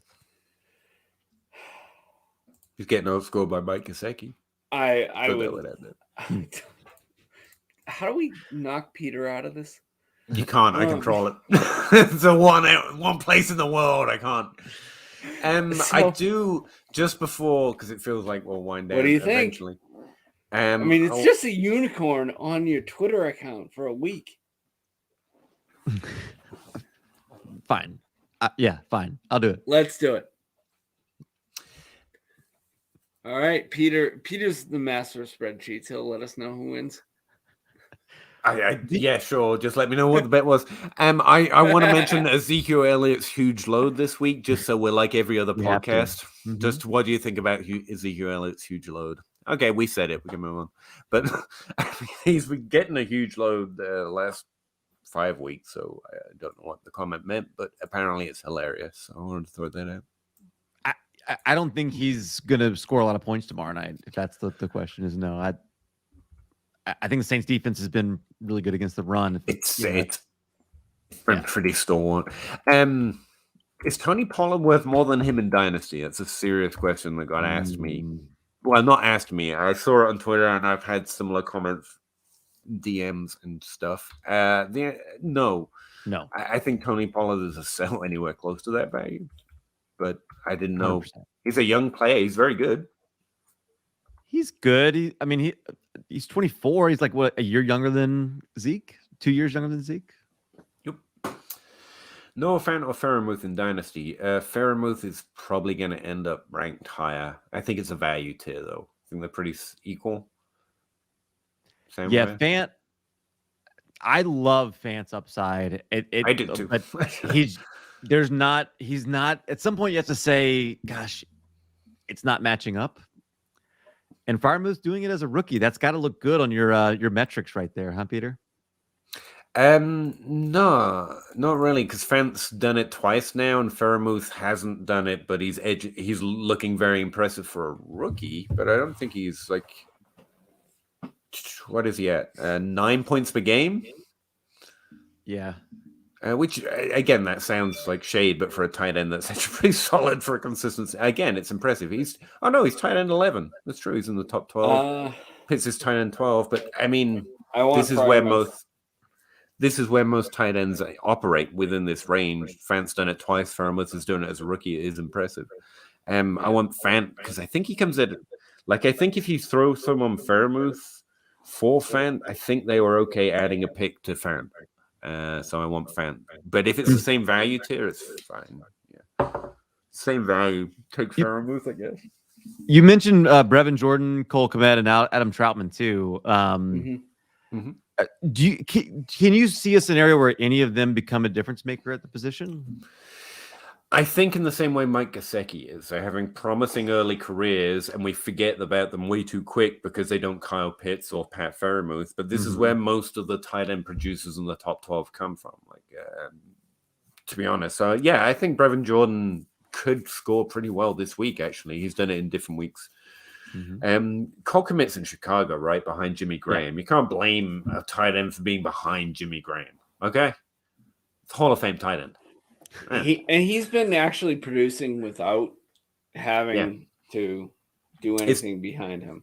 Yeah, his target share is like 22%, 27%, 29% last week. He had a 6% week in there. but I mean, that's actually pretty significant volume the last 5 weeks for a sophomore tight end on the Bears, where Allen Robinson couldn't even earn targets. Kudajiro's favorites. And Trotman, same thing. They're not. I think they are rightly valued below the Fairmouth and the no offense, but I think they're interesting second round pick value players because they could end up being the Mike Gesicki's. These are tight ends we absolutely loved as rookies. We tend to. They didn't do what Pat Fairmouth did, but the whole reason it's good is because they normally don't. Right. So I just want to call them in. Troutman is 29th among tight ends in terms of routes run. He's getting asked to block a lot. Like I don't know that that's. I know that you can overcome that. I'm not saying it, but I mean he's at some point. It's. I don't know that. I just don't see it with Troutman. I guess he plays for the Saints, right? Him, I just don't see it. That's fair. It's just his volume's been pretty good recently. He had a good college receiving profile. His size profile fits. He's had 6, 7, 6, 8 targets between weeks 8 and 11. Those are all pretty good target numbers. Routes run aside. Compare that with a good profile and the fact that you're not really meant to do anything like this until year 2, year 3. Rodoviz puts the most common breakout age at year 2, so technically he should be breaking into the top 12 right now. And he's, like you said, he's like tight end, what is he, 29? But there is a delayed arc to a lot of tight ends' journey into fantasy relevance. I think Troutman's doing the first thing that's actually significant in terms of volume. When for the first year of his career, all you heard about is he's about to do it in the Saints, and he's actually starting to earn the targets now. I think that's noteworthy. That's the whole reason I put him in there. It's not like I'm expecting points or I'm paying first. I think their volume increase this season has been noteworthy. That's it. Call me wrong. You can't, because I actually stayed really I didn't actually say very much at all. That's the way to do it, you see. No, I pay a second round pick to hold them on the back of my roster. But that's probably because I don't care about my second round picks. Wow. Sorry, guys. Go ahead. You're good. I just got a disturbing message. Sorry about that. Yeah, I'll tell you. I'm trying to target young wide receiver. I actually think Rondell Moore's probably even a little lower, Tim Shady, but I think all of them should be valued similarly, and so I'll take the one like you've got Waddle, Waddle, Smith. They're all the same. They should be valued similarly, but I think Rondell Moore and Smith are lower valued. So yeah, those will be the ones I targeted first. Elijah Moore and Jalen Waddle I held slightly over him. Rashad Bateman's ghosting or coasting behind them as well, or with them rather. So I think Smith and Rondell Moore are the easiest to trade for. You're probably going to end up paying the same for all of them except Waddle, though. To be honest with you, Rondell Moore should be a tier below. Should be. I don't know. All right. Wait, I'm not paying for Rondell Moore. I'll pay for Elijah Moore. How much? Not paying. See, that's the question. I think it's all pretty similar. If you want to trade for them, I think you're paying pretty much the same. So go get your favorite. But one. I'm not going to get a 5'6" receiver. Well, I am. That's not the question. What would you pay for Elijah Moore? I'd give a first. Okay, me too. That's actually what they were drafted as. So I don't think any of us are getting them. Elijah Moore was drafted as a first, late first in Superflex. I have no idea. Borderline Superflex, but I mean he was right there. He's in the seconds. But he's worth that first. Yeah, I clearly believe that. But Rondell Moore, you're going to get maybe a second, first and a second for him. You're going to get Rondell Moore cheaper, though. I think that's why I think he's better. I'm not going after him. I froze or you two froze. I don't know which, but I'm going to blame you. Yeah, Russ. I'm not giving a first and a second for Rondell Moore. But no one's trading you Elijah Moore for a first. No one. First and a second. I'd give that for Rondale Moore too. That's the thing. I think all of them are kind of probably similarly valued. Whoever's rostering them is going to demand the same. Yeah, that's true. So is Smith? Everyone values their players more. Yeah, is Smith the best value? Yeah, but if you don't like him the most, go get the one that you like the most because they're probably pretty close. I want Waddle if I can get him. So if you're saying who's the best target, to me, that's the one. I mean, that's the one I want. Javonte Smith's not bad either. No, he's not. But I think Waddle's going to be a top 12 wide receiver in ADP over the offseason or close to it. And I don't think Devonta Smith is.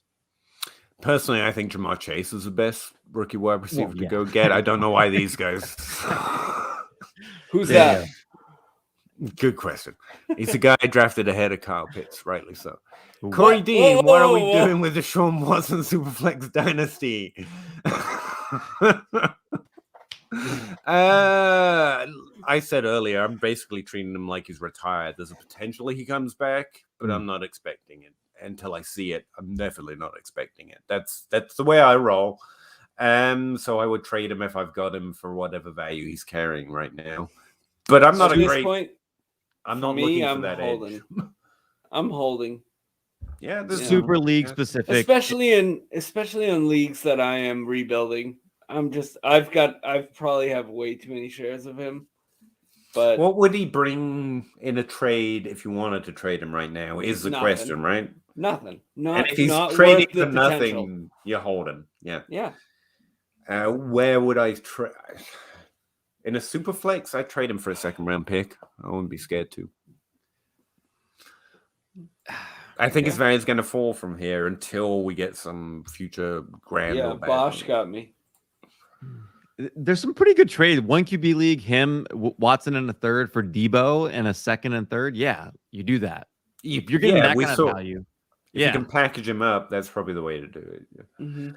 John O2, how likely is it that Dallas Goedert is ever a top 5 dynasty tight end? Hadn't he done that once before? As likely as anyone in the top 12. He's fine. It's fine. I'd say it's very unlikely that he's ever a top 5 dynasty tight end again. I'm agreeing. I'm happy to be on. Why don't you like him, by the way? Because he plays for Philadelphia. That's fair. I'm trying to think. He was there's no reason. He plays for Philadelphia. Come on, just end it. Next question. Didn't you just say you like Devontae Smith, though? I mean, clearly. I do, but I don't like him as much as Waddle. He's not going to be valued over. What would have to happen for him to, in the next few years, be worth more than Kyle Pitts? Like, I feel like it's a very that's not happening. It's not that's not happening. No, sorry, okay. I thought you were talking in Finnish. Can you get rid of Calvin? Can you get rid of Calvin? No, I'm saying I'm saying that's a good point, John. I thought we were talking about can he finish in the top 5, and yes, he can. Will he ever be like ranked as a No, we have too many at this point. I don't think he can make the list. He'll be a younger player. You got the other kid coming out of Notre Dame that's going to come out that people are all exactly. There's always going to be another Kyle Pitts. People waste their draft. No. And there will never be another Kyle Pitts. So you should you just stop right there. He will never be ranked there. His ADP is not going to climb. No, it's not going to happen. Good question. Yeah. That was his question. That one, yeah. Okay. Which we rattled on with for a while. So, it was about 6 months ago. I feel like it's too late to soak him now. If you've got him, like, you're good. There's a guy who could finish top 5. Yeah. Probably won't be ranked there again.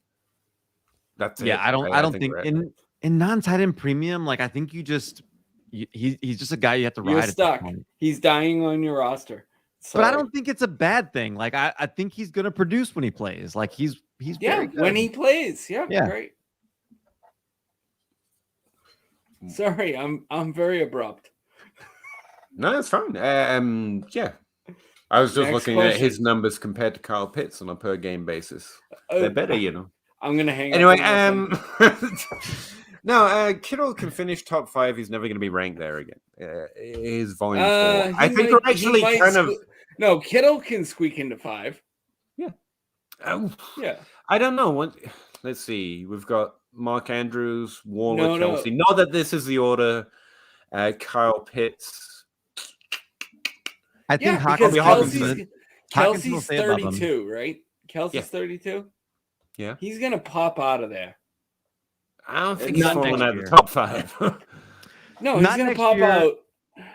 Probably not the year after, but then you're looking at Dallas Goedert being 28 all of a sudden. So, I don't care about him. I thought that's who we were talking about. We were talking about Kittle? No, Kittle. Kittle can pop back in the top 5. He can. I don't know he does by consensus. Just because you've got Hawkinson and Fant rolling around and someone's going to like Pat Freiermuth. It's going to be a tough squeeze, and I want Kittle if I'm getting them cheaper than those guys. Yeah, as a rule. Because he's going to be cheaper. Yes. Yes. Yeah. But I think he can squeeze into that top 5. That's not out of the range of possibility. I wouldn't object to someone ranking him there. I don't know he gets set by ADP. But you could. Yeah, you're not wrong. We're DLF, close enough. DLF ADP? Andrews bumps him, you think? Yeah, I think Andrews. Andrews should. Andrews should be 2. It's Kittle, Andrews. Pitts, Andrews. Yeah. Sorry. Kittle 1? No, Pitts, Andrews. But where would you rank like Pitts? A Waller? It's probably time to sell Mark Andrews, by the way. Oh, Mark Andrews. 25 let me tell you a little bit about Mark Andrews. This guy is amazing. All right. The guy has type 1 diabetes, just like my daughter, and is able to play professional football. Yep. And he's a complete inspiration to everyone that has diabetes. Diabetes or not, he's compared to anyone, he's one of the best tight ends in the league. Yep. It's like talking to a wall. There was nothing there. That's why Calvin is the number 1 host in the world. Calvin knew what I was doing, and you had no clue. Cool. Yeah. Calvin, can you feed off of what I just said?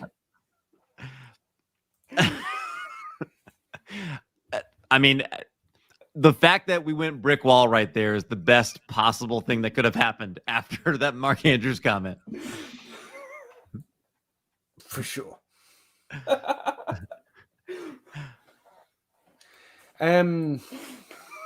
Yeah. Diabetes or not. That was the answer. Yeah, it is. Okay. I understand what you're saying, and I'm really happy that he's a great advocate. But the fact that he has diabetes and literally is second to none in talent, I thought was adding to the comment. I was trying to do a promo, asshole.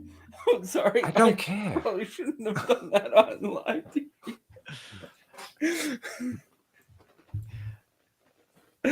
All right. I don't know what to say to that. I'm glad you were trying to do a promo. I hope you get lots of support. There won't be any likes. Thing. I was trying to just promote diabetes and Diabetes Awareness Month and all that. But okay, go ahead. Yeah, I was trying to help. I said a good thing about Mark Andrews. You know we're still live, right?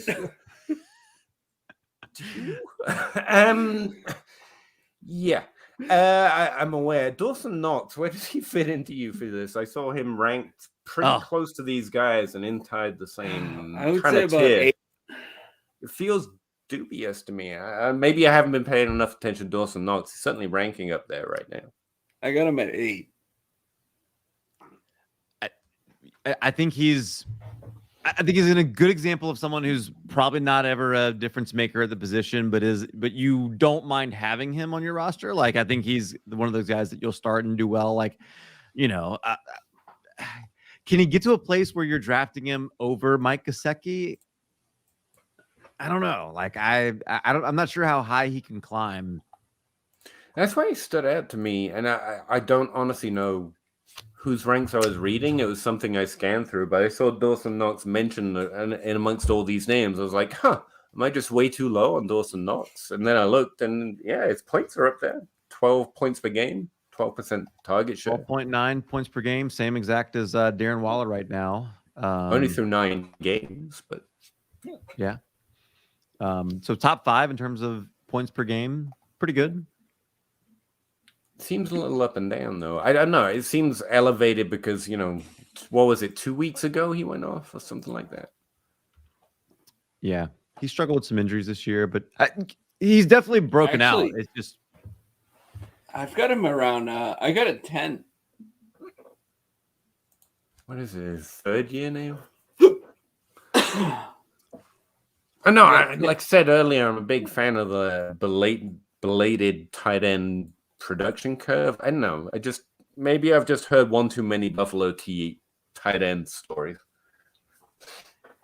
That and Pittsburgh seem to be where we expect them to come from, and maybe I've been let down too often. I think he's gonna be valued as a back end tight end 1. That's Dalton Schultz. Would you rather have Knox or Schultz? They kind of fall into the same tier for me. I just guess I haven't been paying enough attention to Schultz and Knox in general because they're both in there. Like I said, Schultz is tight end 5 this year, and I just had no knowledge of him. That's kind of asking you guys, what have I been missing out on? Have they been great? Yeah, those are guys you took like what? Maybe they didn't even get drafted in a lot of leagues. Like there was, or you're the very end of leagues. So. Like these are the guys that I'm putting like Fant and Hawkinson over in order to push them pretty close to the top 5. I mean, I don't know what. Honestly, it's just because I hadn't thought of them. It's not like a strong take. I've just lost in most of my leagues, so I haven't been having to pay attention to anything but the main names. I like it. So I just pulled up my rankings. I got Pitts, Kelsey, Waller, Kills 4. Andrews 5, Hawkinson 6, Fairmouth, then Goddard at 8, Fant 9, and then Knox 10.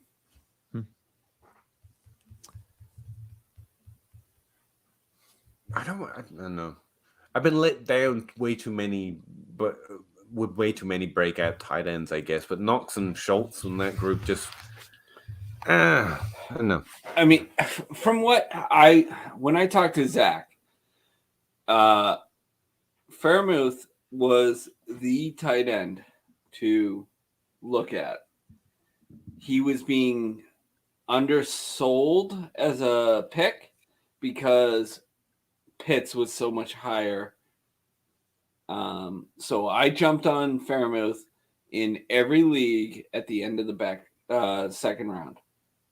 And to me, that seems like that is paying out very nicely. Yeah, incredibly, actually. I jumped on him literally. His receiving numbers were fine, but he's huge, man. He's literally the only guy who fit in the average tight end profile size-wise. He's like, I was like, okay, I guess that's number 2 because no one else really stood out at all. Brevin Jordan's receiving. That's it. He's Heath Miller. He might. I think he's what we hoped Heath Miller could be. Yeah, that's good. Yeah. I mean, Heath Miller kind of sucked, huh? Lost Swift. No, he didn't. He always produced. Come on. He always produced value swings. But if you put him in the lineup, he scored a touchdown. Should you buy Jamal Williams if you lost Swift? What's the cost? We need more. No, we need more. Lost Swift this week. Running back situation is hurting. Should I trade and buy Jamal Williams, and if so, at what price? I guess you could always use more context for that. I'd trade away an injured player for someone that's producing. Yeah, sure. No, you're not trading away Swift. Jamal Williams I guess Jamal Williams is worth about a second in Dynasty to a non-contender. Swift so it depends. Is my running back 7. You don't have to trade Swift. Just buy Jamal Williams. Yeah. That's not who I would be looking for to buy with a second round pick, though. I'm not. If I can use that same second round pick and get Cordero Patterson, that's what I'm doing. And if Patterson's on a non-contender, that's what you can get for him. Patterson, James Conner. I've nearly memorized this list we've made. Who else could we say? You could probably go get. Can't get Joe Mixon for that. No. Elijah Mitchell, maybe. No. You can get Swift from you can get Mixon for Swift. You're not trading Swift. Yeah, Swift isn't involved. I think he wants to keep Swift. It's about who should he go target because he lost Swift. Oh, James Robinson. Yeah, James Robinson, good one. Darren Cordell Patterson. I'd even go get Pollard. He's on the cusp of missing. Definitely don't spend too much then. I want you to make the playoffs, don't get me wrong. Go get a running back. But if you're on the cusp of it, there's no need to go all in on the win. So go for one of these cheaper running backs. James, I think one of the more interesting ones you pointed out was James Conner. I think he might be slightly underrated. And that's one Cal came up with earlier. And Bob just mentioned as well. And I completely forgot. But that's a good reason to target him. At 6 and 6, don't give up anything. Don't give up anything for a non-elite running back on the worst team in the league. Yep. How about that? Don't give up too much. Yeah. But why don't you try for those guys with something? Injured players, like Cal said, throw a third with something and try and get one of those guys. Chuba might be a good option too. You can probably get him pretty cheap. Yeah. Madison, Chuba, and then Jamal probably would be the order, right? I think this is a second. Yeah, Dan Arnold was great pre-injury. I would say Patterson, Connor, Chuba is my order. Arnold was great pre-injury. I guess that's the feeling I'm getting off Schultz and Knox. It's good in this little stretch, and I don't know how confident I feel that it continues over into next year. But yeah, Dan Arnold was doing it in those targets at least. Ooh, Mohammed, this guy offered me a first-round pick, Goodwin and Javonte Williams for Alvin Kamara. Take it. Absolutely. You should not stop right now and go Smash accept. Yeah. Accept that one. Yes. At Javonte Williams alone. Javonte Williams is going to be drafted over Kamara next year, and you get the rest of it for free. Yeah. It's just it's value, if nothing else. Bateman on a 2023 second for Henderson, Dalton Schultz on a 2023 third and a fourth. Which side do you prefer? Bateman in the second. Yeah, it's Bateman for me. Henderson's going to lose as much value as anybody over the course of the next 6 months. Yeah. I think although your boss is really in love with him. Ryan is? Ryan loves Henderson. I tried to send him a second for it. Couldn't get it. Honestly, my first thought was, what does Rebecca have to say about any of this? All right. Well, wait till I send you something for Rebecca. I see where you're going there. He offered me Bateman and Edwards and a third for Henderson and Schultz. Anything with Bateman on one side and Henderson plus package on the Bateman wins. Yeah. Anything close to that. Get the best one that he's offering, but either one's good. I think even the one that he offered to you is a good trade for you. Right. Yeah. So it's a really good one. I got offered Patterson and Breeder for a mid-first rounder. I'm a contender. No. If you're a contender, you want Patterson if you're a contender, all right? Yeah. But are you giving up a late first for It's going to be the 111, 112, though. Hopefully. Well, he's saying middle first. Is this someone else's first? No, that's somebody else. He says he has 2 first rounders. Yeah, it must be. Get a second contender. You want Patterson. He's going to win leagues. Yeah, get a second back. Even if you tell him he can keep Breeder if he adds a second. I want Breeder, don't get me wrong, but getting a little safety in the value is important there for you. But you can work with that. I think that's close. That's what I'd say, Alex. Joanna Sanchez, which players the market completely wrong on in value? James Robinson. In what How way? do you mean you think he's going to stay the running back, right? Oh, either he's going to stay the running back in Jacksonville, or they're going to trade him to a team that will pay for it. Why would they? They wouldn't trade him. I can't see him trading him. It's coming up. But I do think it's possible he makes Travis Etienne look like a bad pick. Okay. I'm just going to sit on that.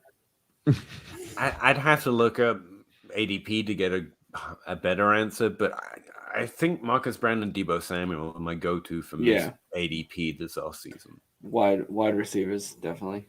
But that's probably not who you're looking for because you already know the score. Good. J.K. Dobbins being RB16 is wrong. It needs to be higher. No, unless you can get a late first for Cordell. I did get a first for Cordell in a league. But I think he's the kind of player you want off your roster if you're not a contender. I agree. Like Gronk. Like Gronk is somebody, you need to trade him to somebody. He could retire this offseason. Probably will again. And then retire. Who cares? He's going to stay as long as Tom does. I don't know, man. Every time I hear him interviewed, I'm like, he sounds like the guy that's like, I'm tired of this. Why am doing this? Why does he keep making me come with Super Bowls? Kind of fun. That's fair. Well, that was the thing. I made a trade and I acquired Tom Brady, and I'm like, he might go 2 or 3 more years after seeing what he's doing this year. What do you guys think? Gronk?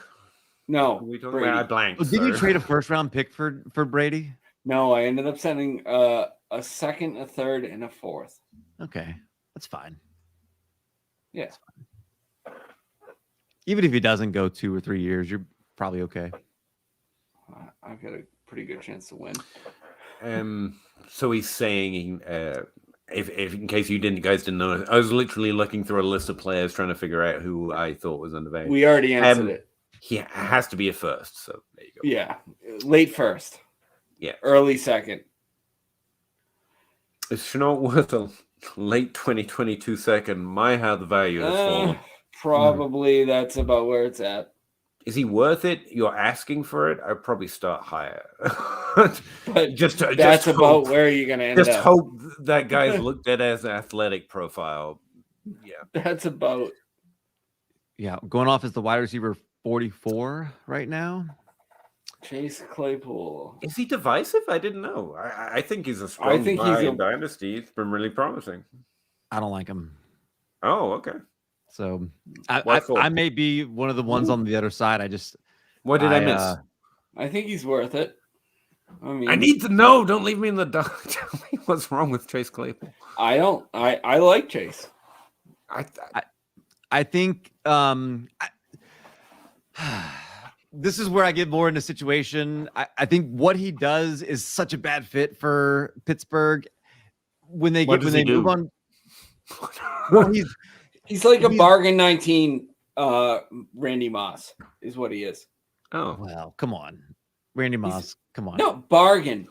A bargain. You're poor man. Version, your maybe. Poor man's Randy Moss. Dollar store version. Okay. Yeah.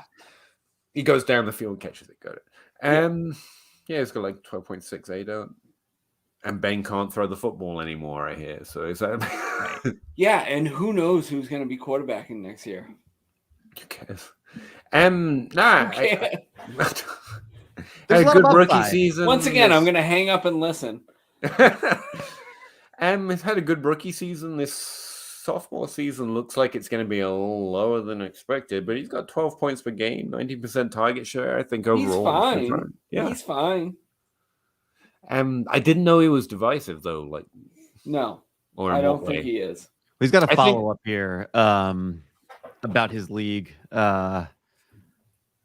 He got him for a 2023 second. Yeah, he's worth more than that. Yeah, he's definitely worth more than that. I'm not a big guy like for Claypool, but that's great value. Yes, you won that trade. Yeah, I think so. Your league's vice. That's interesting. That in some leagues he could be that kind of player. I kind of get it. I think Deontay Johnson's being slightly underrated. Back to Joannis's question, and it relates in. Like what? Again, he's slightly older, so Bob will hate him. But what he's doing this year is pretty impressive in that situation. Kind of what I hope Juju could do. But there you go. Mohammed, the guy want my Big Ben or Jared Goff. I don't know what to offer. I have Russ and Zach Wilson, and this relates back to if you can get rid of Big Ben, get rid of him.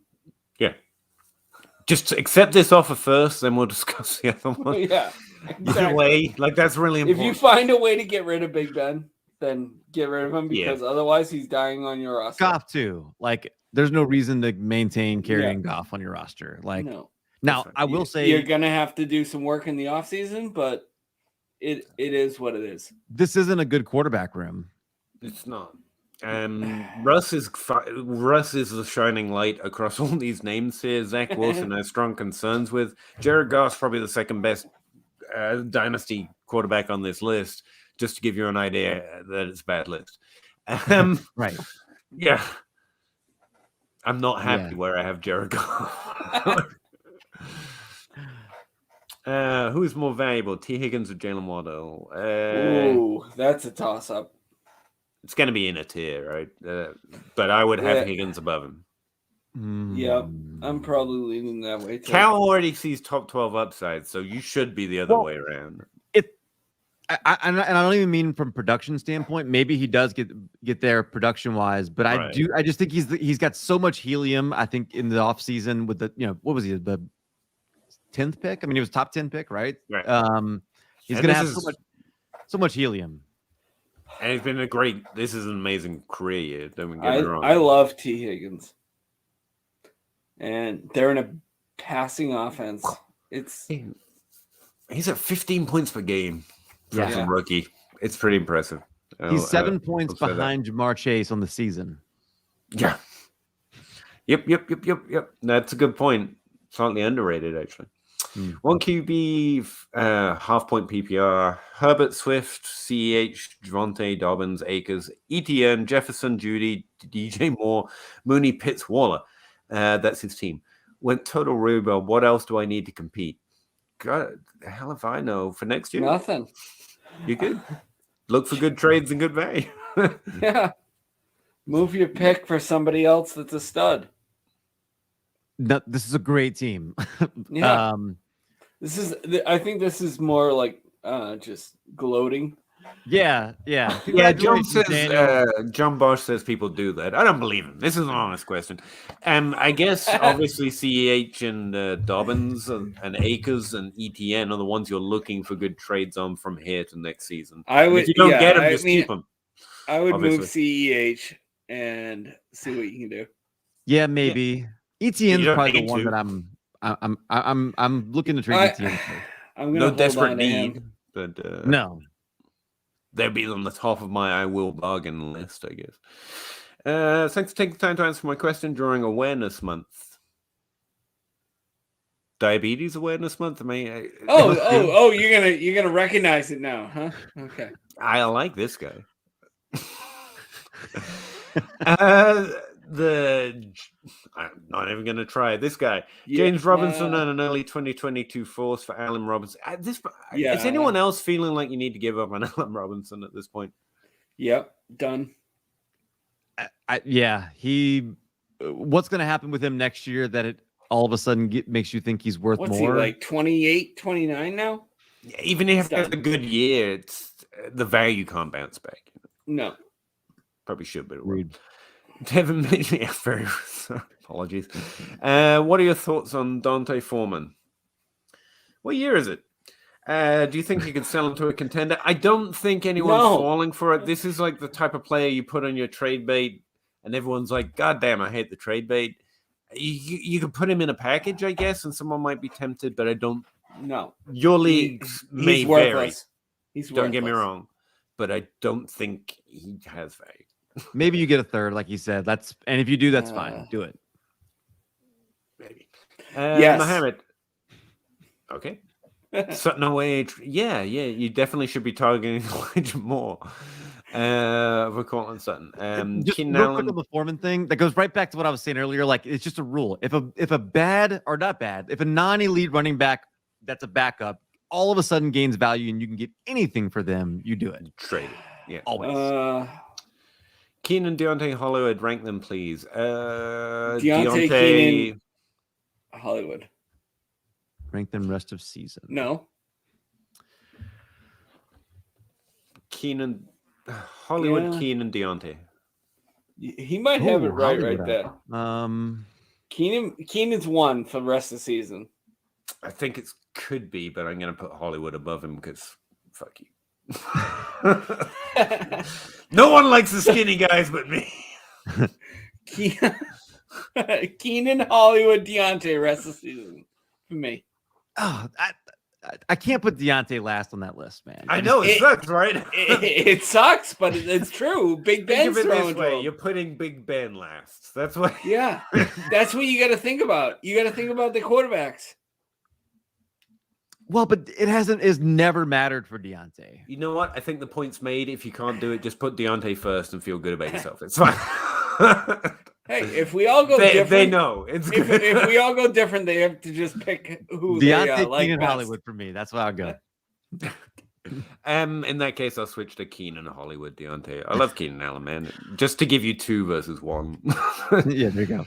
Taron Clout. Apparently, Jalen Waddle is still nursing his ankle injury. That is why he's primarily playing the slot. He played a lot of the slot in the college, didn't he?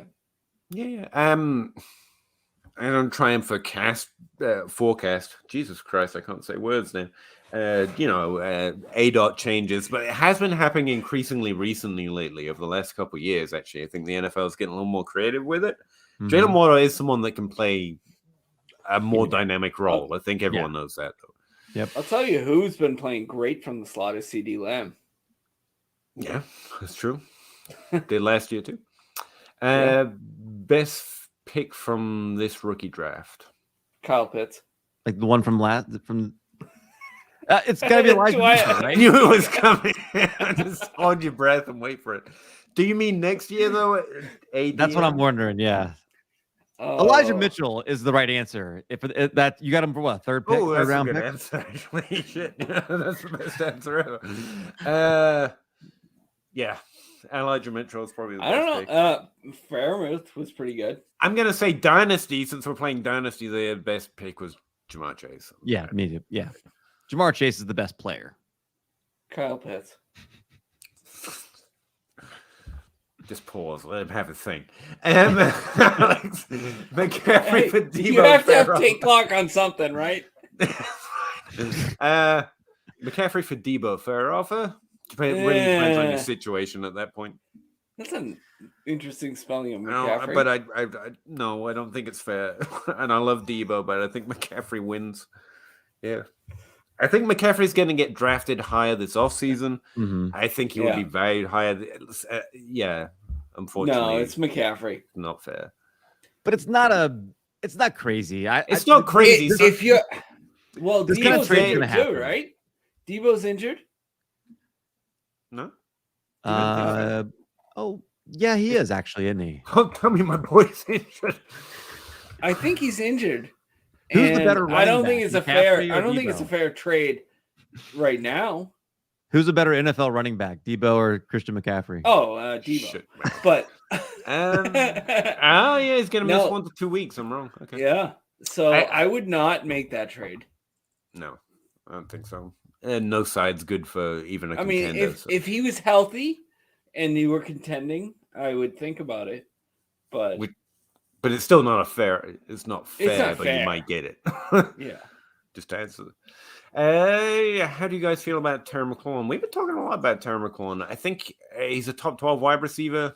Slightly overvalued there, given the likely value. He's 27 years old. He's old. Forget him. DJ Moore is younger than people think, so I like him. Somehow 24 years old. My age. No, I think that's fair. I think they're both top 12 wide receivers. Neither have had a top 12 season. Who gets a quarterback first? That's ultimately the answer. And DJ Moore is younger, like Bob said. I think so, but it's all about price. Yeah. Especially for an older wide receiver in Dynasty. I listed him as a buy low on my podcast recently because I like the player. I think he's going to keep being good, but you have to get that age discount. I do not. Oh. I think so. I don't know. Amari's not a guy that I want to add to my roster. I just don't think that's somebody. He doesn't have value, but he gives you points. Yeah, at that's what I'm. You have to invest in him for the rest of his career. You're not buying like when they say buy low. I assume they are like playing the market, buy low, and I'm going to sell him high later. Like like his production is going to outrun his value for the rest of his career. You just have to be willing to hang on and. Yeah, there's a lot of people. He's going to be outranked in Dynasty than he is points. His points rank is going to be higher than his Dynasty rank from here on out. Yeah. John's talking to someone else. He plays on the slot because of matchup advantage. You mean Jalen Waddle? Perhaps. Probably Lamb. It's either one, but that's true. Mitchell's a good pick. Yeah, I think that's the biggest value mover or biggest. This question is Mitchell. The most you could have got for any rookie pick, relatively. Yeah, probably. You had to wait a little while, but not that long. Yeah. No, we're catching up. We're starting to. The third? Mitchell in the third, I guess. Yeah. Yeah. That's about where you had to take them. Oh, God. If you could rank 2020. No idea. How would you rank these classes? I don't even know who's in the 2020. I'll throw in the white flag on that one. No idea. You need Devy players for this thing, and I'm not one. Yeah, go follow Travis May. Yeah. Travis May, Kane's another good one. Or there's just Ray GQ. Ray GQ's. Everyone already follows him, though, so it's a useful suggestion. Yeah, he's a DLF guy. He contributed for a while. I don't know what he claims is his home there. He's his own thing at this point, I think. Yeah. Ro, welcome in. Appreciate it. All right. Wow. Hey. What's up, guys? Senior Vids, first time live, making a playoff push, but lost Christian McCaffrey. Missing depth. Just traded Saquon for Mitchell and Evans. I don't know. Depth is my. I mean, it does play a part. Like you're worried about injuries, but if you're contending, really pushing. All right. What do you think? You probably hate this trade, right? I know you like Evans, but Saquon for Mitchell and Evans, Peter? I hate it, but you'd probably rather start Mitchell this week, right? And if you're contending and you really have to push, it makes sense. Schedule. I'm going to say I want the Mitchell side right now. For this year, if it were redraft, which Dynasty is redraft right now. Yeah. And especially if you're contending, just play it like redraft. Yeah. That's fair. I hate the hell out of it. I think they took advantage of you a little bit, but it makes perfect sense. Go win. I get it. That's what I would say. Cal? I would have tried it. I would have tried to send CMC for Mitchell and Evans. I just think it better pay off. I think it better pay off because I think you say you make it a playoff push, but lost CMC. When did you really have him? Like, if you're making a playoff push, I'm not sure. Your roster's pretty good. Yeah, but when he says making a playoff push, he's not saying like, "Hey, I'm the number one team in this league." Yeah, it's a little in, isn't it? Yeah, so it kind of makes me think this might be kind of a hope and a prayer kind of trade, and if it better pay off because I think you're going to be. I think this is low value based on what you could get him. What you could trade Saquon for in 3 months, after the season. I think that's a good point, Carol. If you're barely if you're not top 3, don't do this trade, man. Yeah. Winning is fun, but I don't know you win. See his all play in order to answer that correctly. If your play is over, I'm not even going to give a number. It depends where you're at. If you seriously can win this year, yes. If it's in question, probably just keep Saquon. But thank you, man. I bought Fant and have regretted it ever since. Please talk me off the ledge. I think I got the same question last week. Like, I know tight ends. You're fine. Just relax. Fine. Wait till Aaron Rodgers gets there. Yeah. Speaking of relax, when Aaron Rodgers is his quarterback next year, you'll finally realize that value for Noah Fant. He said, "Talk me off the ledge, not lie to me." Come on, man. All right. Talk you off the ledge. He's got the same points per game as Kyle Pitts. So is everyone apparently. 10 points per game, and Judy for that matter. Judy's going to be fine. Neither of these players' value is moving very far from now. No, till they're next young. So you're fine. Don't worry about it. I mean, the points. Actually, Fant's points are about what you can expect from a tight end outside the top 5, top 2. But their value's not going anywhere. So even though it sucks, you haven't lost nothing. So don't worry. That's what I'd say. I was talking about Waddle. Same thing applies to Lamb, but different because they don't have to put him on the outside because they have Gallup and Cooper who are better on the outside. That's fair. Yeah. It's a good point because Gesicki spent a lot of time in the slot last year, and Waddle has sort of almost overtaken him there. It's a good point in that Lamb probably doesn't. He's probably not as good on the outside as Cooper is right now. But they have the option. I think he's right here. They have they use these 3 great receivers in whatever roles they want, whereas Miami feels like they're in desperation mode. Just who can we get to do anything?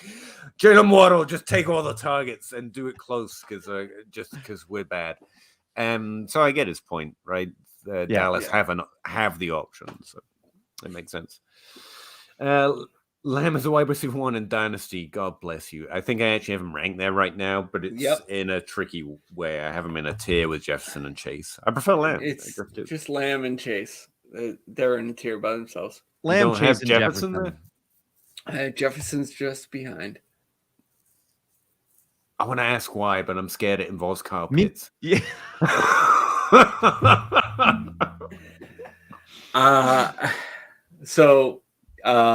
I'm thinking that Cousins might be moving on, or they might move on from him.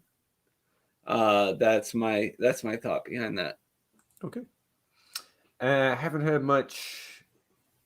Sorry, I swear he was about to say because he might go want to throw passes for Kyle Pitts or something. But no, I haven't heard much about Chark and Juju. I mean, you haven't been listening to Peter if you haven't heard much about Juju.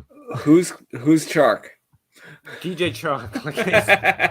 Guys, God, I'm sorry for anyone who didn't get out of that quick enough. Juju's actually still got some value because of his age and a top 12 season on it. Just saying. I know they're both free agents this year, but no. Yeah. I already rostered Juju a lot, and I'm happy to. I'm not selling. I'm holding, but don't go invest in it. That's what I would say. Let's see what happens at best. Yeah.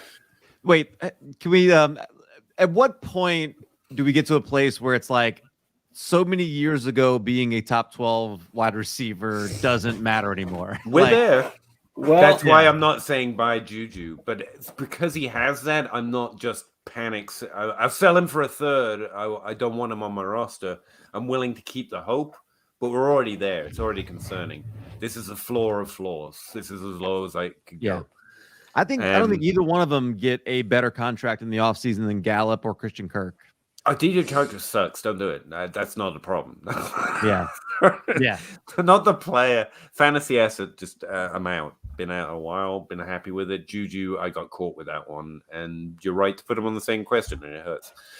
Yeah. We're still here. Nice to see you. We are still here. Yeah. Thank you for still being here, Joe. Degenerates won't let me go home. Send help. JJ's a wide receiver 2. I don't disagree. That's where I have him, actually. I'm pretty sure. No, 3. Yeah. He's been. I can't remember if I have Chase or JJ too, but it doesn't matter. It's all the same. It's all the same. Thoughts on I'm Lamb? looking at my rankings right now, and I got Lamb, Chase, JJ. But you have a tier separation there, you said.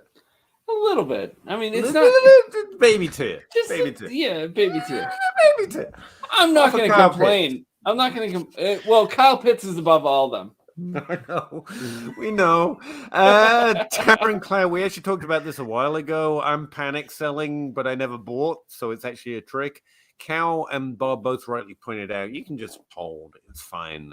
Cal's optimistic. Bob's just waiting for a value swing up. If you can get more, than sell him. Yeah. I play Dynasty like the market. And I wait. I buy low, sell high. He's currently the 12. He's QB 12 in terms of ADP, so I don't know that he's top 10, but he's close.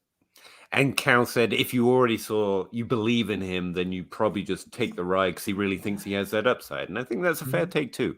There is one guy that I started selling.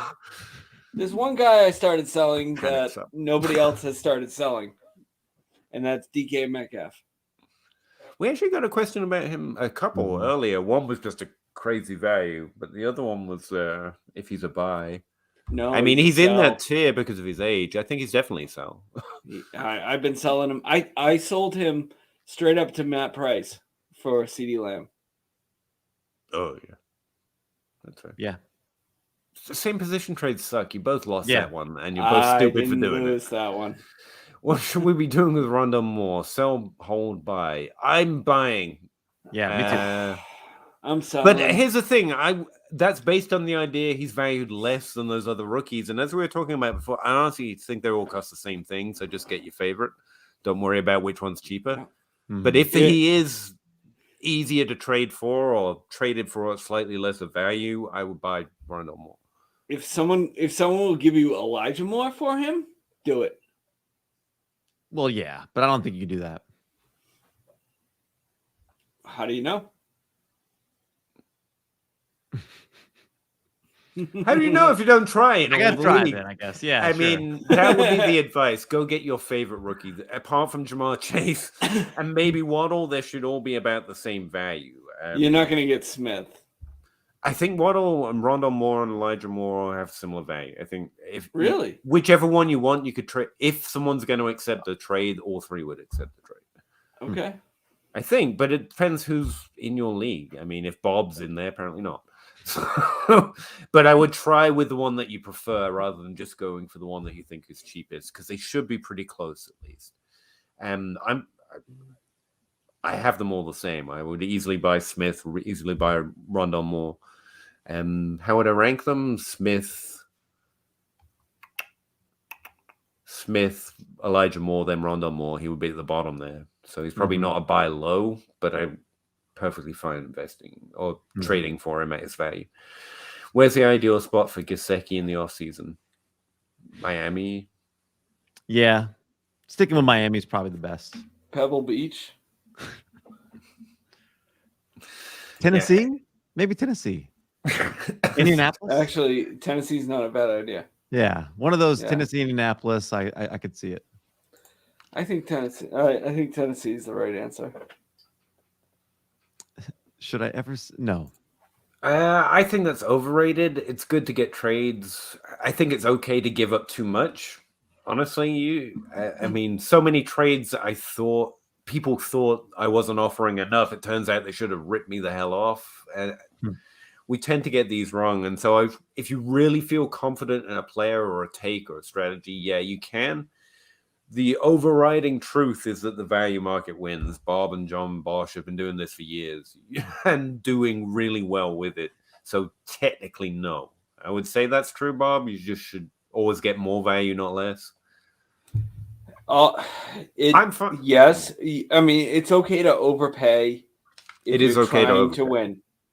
If you're trying to win, if you're not trying to win, don't overpay. I actually have done this recently in a new startup where John and I both decided we were not going to sell because nobody was paying market value.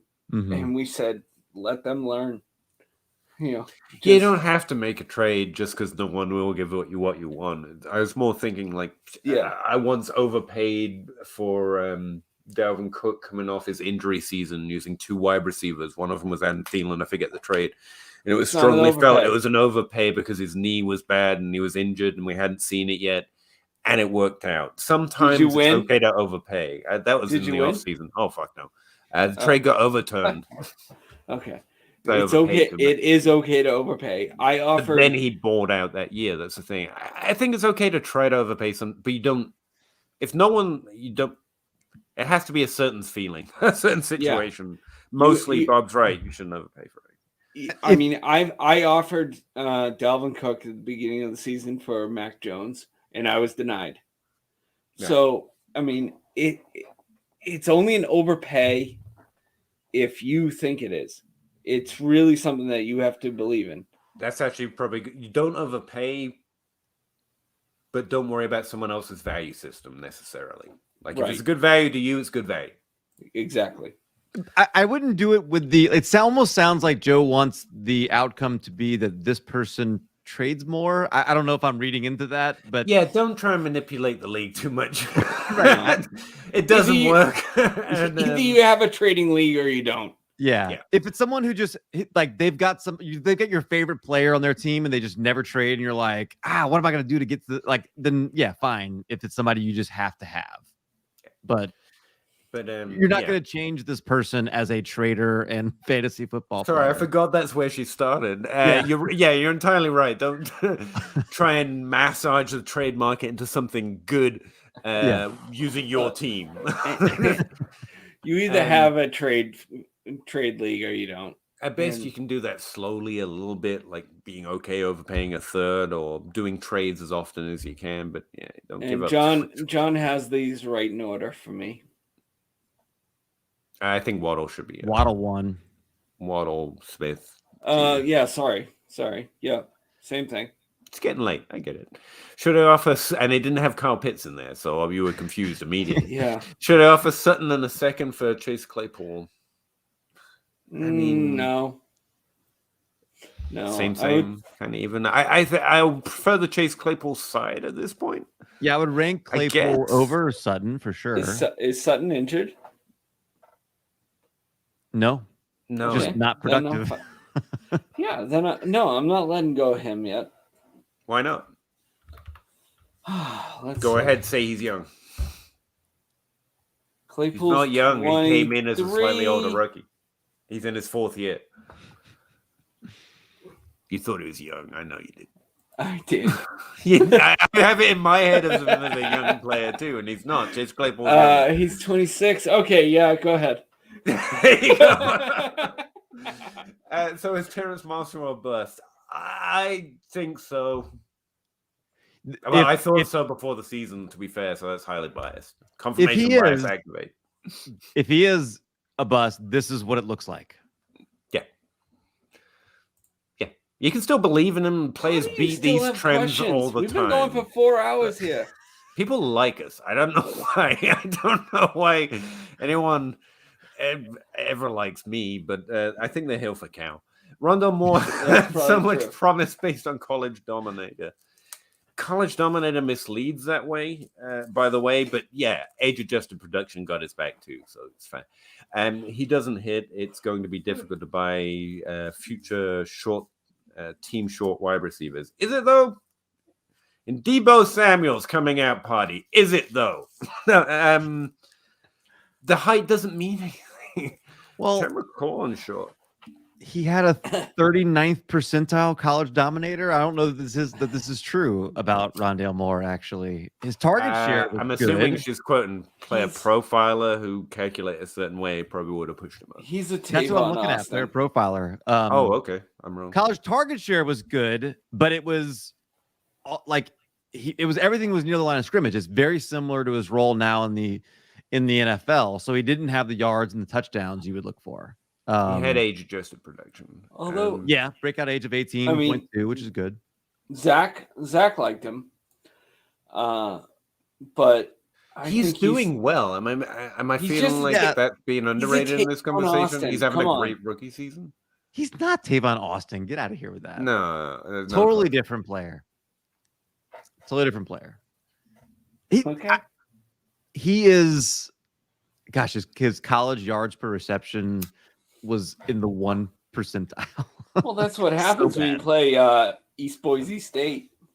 No, I mean like first, like not 99th percentile, first percentile. He's like totally on the opposite side. Everything's near the line of scrimmage. I liked him too. But it's almost reading like he's done, like his career's over, and he had so much promise. What happened? Yeah, like he's busted. Yeah, I think you're lovely pessimistic. Like he's got a 50% target share. That's the same as Elijah Moore. He's getting 16.1 opportunities a game, which is really good for a rookie. I think it's the distance on targets. He's not getting air yards. I get it. His ADOT's low, but I mean, he can excel in that role. Is it a little weird? Is it a little different? But I honestly think he's having a good rookie season. He's fine. Wide receivers play slightly different positions, and his is markedly extreme. But the fact he can earn volume in that role, I think he can score points. But overall, and also short players do well all the time. Better PPR, better in PPR, I would think. The height doesn't make you better or worse, but the role does have an effect. Right. That's fair. I mean, the role. If you can get anything for him, get it. And Tyreek Hill is short. Am I wrong on that? He's not 6'6". Like he's down the hill top 12 wide receiver. What does short have to do with that? And Rondale Moore is fast as hell. Rebuilding team PPR, Superflex, and Kittle, Knox and commit. Yeah, if you can get something for him. I thought you were the one that was optimistic on Kittle earlier. No. I said sell. A rebuilding team. If you're rebuilding, you're willing to sell anything that has value. Sorry, I interrupted. Yes. Cal's probably got a better answer. No, I was just going to say a rebuilding team. Yes, you want to sell. I'd sell any of these guys. I like all of them. None of these. I'd probably hold Komet. You're not building your team around these guys for the future. They're not cornerstones. No, but here's the thing. I think Kittle can be a cornerstone piece. I require good value for Kittle. Everyone else, I'm trading because I'm churning, and if I'm adding value, I'm adding value. Yeah. But Kittle's the player on this list who's had that cornerstone type production. All right, what do we got? 3 questions left? You know they can add more, right? That's where they keep coming from. It's not been one long list. Because it's easy to trade with someone I traded with before. It is, and you should. I like the fact that you're trying to encourage your league mates to trade. I don't want to kill that energy, but like you don't have to pay for the sins of your league. If your league sucks at utilizing one of the main ways you reach out to me, I'll find you another league. Change Dynasty. Like you shouldn't have to suffer for it. But I do like the energy, right? Try to be active. So that's all we're trying to say, I think. Maybe try to strike up a conversation that doesn't have to do with trading. Maybe develop a rapport some other way. Yeah. If it means I lose a trade for them. And again, it's a losing quotation marks. If you don't actually feel like you're losing it, it's fine. Yeah. But you shouldn't feel like you have to encourage them. That's all. We just don't want you to see it taken advantage of. Not that you would be. The only difference between Moore and Tutu Atwell is Tutu is injured and still black boy. Tutu, I think Rondale Moore's twice his size. I thought I really went in hard on the smallest man in the world. I think I confused them. The fact he hasn't even gotten the field is notable for a number of reasons. One, it's not like they didn't know his size, so it's a little hard to blame his size. What is his value? Too much? It's 9 first-round picks. Shut up. No, I think Rondale Moore is a healthy NFL size. While I went in on Tutu Atwell, he would have been slightly unprecedented at his size to have a fantasy significant season. We've seen players about Brandon Ayo's build at least. I really don't think the size matters that much, but Tutu is a bit of an extreme outlier, even compared to Moore, unless I'm misremembering the numbers. Now, Moore's 180, it says on here. 5'7", I guess, is what people are saying but I don't know that. That's the problem. I just remember him having a big BMI. Yeah, he's jacked. Yeah. He's like a mega athlete. He's just short. I mean, he's a bowling ball. He's Maurice Jones. Yeah, that's what I mean. It's like the he's a running back. Tutu was just short, and Rondo's just kind of he's smaller, but he's fucking rocked, Yeah, for like the first, always. I've always been out on Irv Smith, truth be told. I did not make that play. Anyone got positive Irv Smith feelings? He's 23 and he's free. So to be fair, that's really young to say someone's a failure at something when he's like in the highest level of profession. That's fair. 23 is okay. He's 23. Well, gosh, he still has an ADP of tight end 16. That feels high. These questions are still coming. I'd rather the Komets of the world and the ones that we mentioned earlier. Yeah. Yes. Worth a roster spot in a rebuilding team. That's what I'd say. Sorry, because he's 23. Sorry, I've just asked. Should have asked this as well. What would you be looking for to get out of Kittle? Yeah, and that's a question, I would guess. What are you guys? Just can't wait to get rid of Kittle. What are you asking for? Can you? I don't even feel like you can probably get Waddle. Andrews. Waddle. Yeah, I feel like Waddle's my go-to answer. For like buying right now, like Waddle Smith. And Dobbins. Waddle and Dobbins are my favorite buy lows. Man walks into a bar, offers Kittle for Jalen Waddle. That's the best. I don't think no one's giving you Jalen Waddle for Kittle, right? No, not close. I haven't looked at ADP, so it's actually kind of a question. I'm looking at. I just pulled up Dynasty Trade Calculator. Okay, that's fair. That's your boss, right? How dare you? Okay. I try. Yeah, Waddle for Kittle. I guess. That's my second plug of the night. I think you're looking at like a first and second, maybe. Like maybe you can get that. I think you can get 2 first. If you can get 2 first, I'm interested on a rebuild. Right, because the person buying is a contender, right? So you're getting a couple of late first. Yeah, I think that hopefully that gives you an idea of what to look for. But again, like we were saying to Joannis, is if it feels fair to you, you kind of have to have your own, your league better, if nothing else. If it's Superflex, if you can get Mac Jones, do it. Oh, yeah. If you get a quarterback, especially Mac Jones. Mac Jones. Or how about Trey Lance? Could you get Trey Lance? You can get Trey Lance and a first. Well, God, that's a great value. It's actually interesting, Tim. I think he was drafted as a wide receiver and they wanted to work. I don't think Tyreek Hill's career happens if the team wasn't willing to try to play him as a wide receiver. But he was drafted. I think he's listed in college as a utility player. He played more running back than wide receiver and barely played at all in college. The team clearly, there was a huge competition. I remember I paid more attention to that in the offseason and the preseason than I have most things because it was really interesting to watch this Robinson and Tyreek Hill and Chris Connolly, and there was an active competition for who was the best. And I think if more teams openly did that, even with lower drafted players, and Tyreek Hill had none, Connolly and Robinson at least had some, we'd see more players actually break through. I wonder about the ones we miss sometimes. There was he played utility player, whatever that designation is in college, and was more of a running back or used that way more.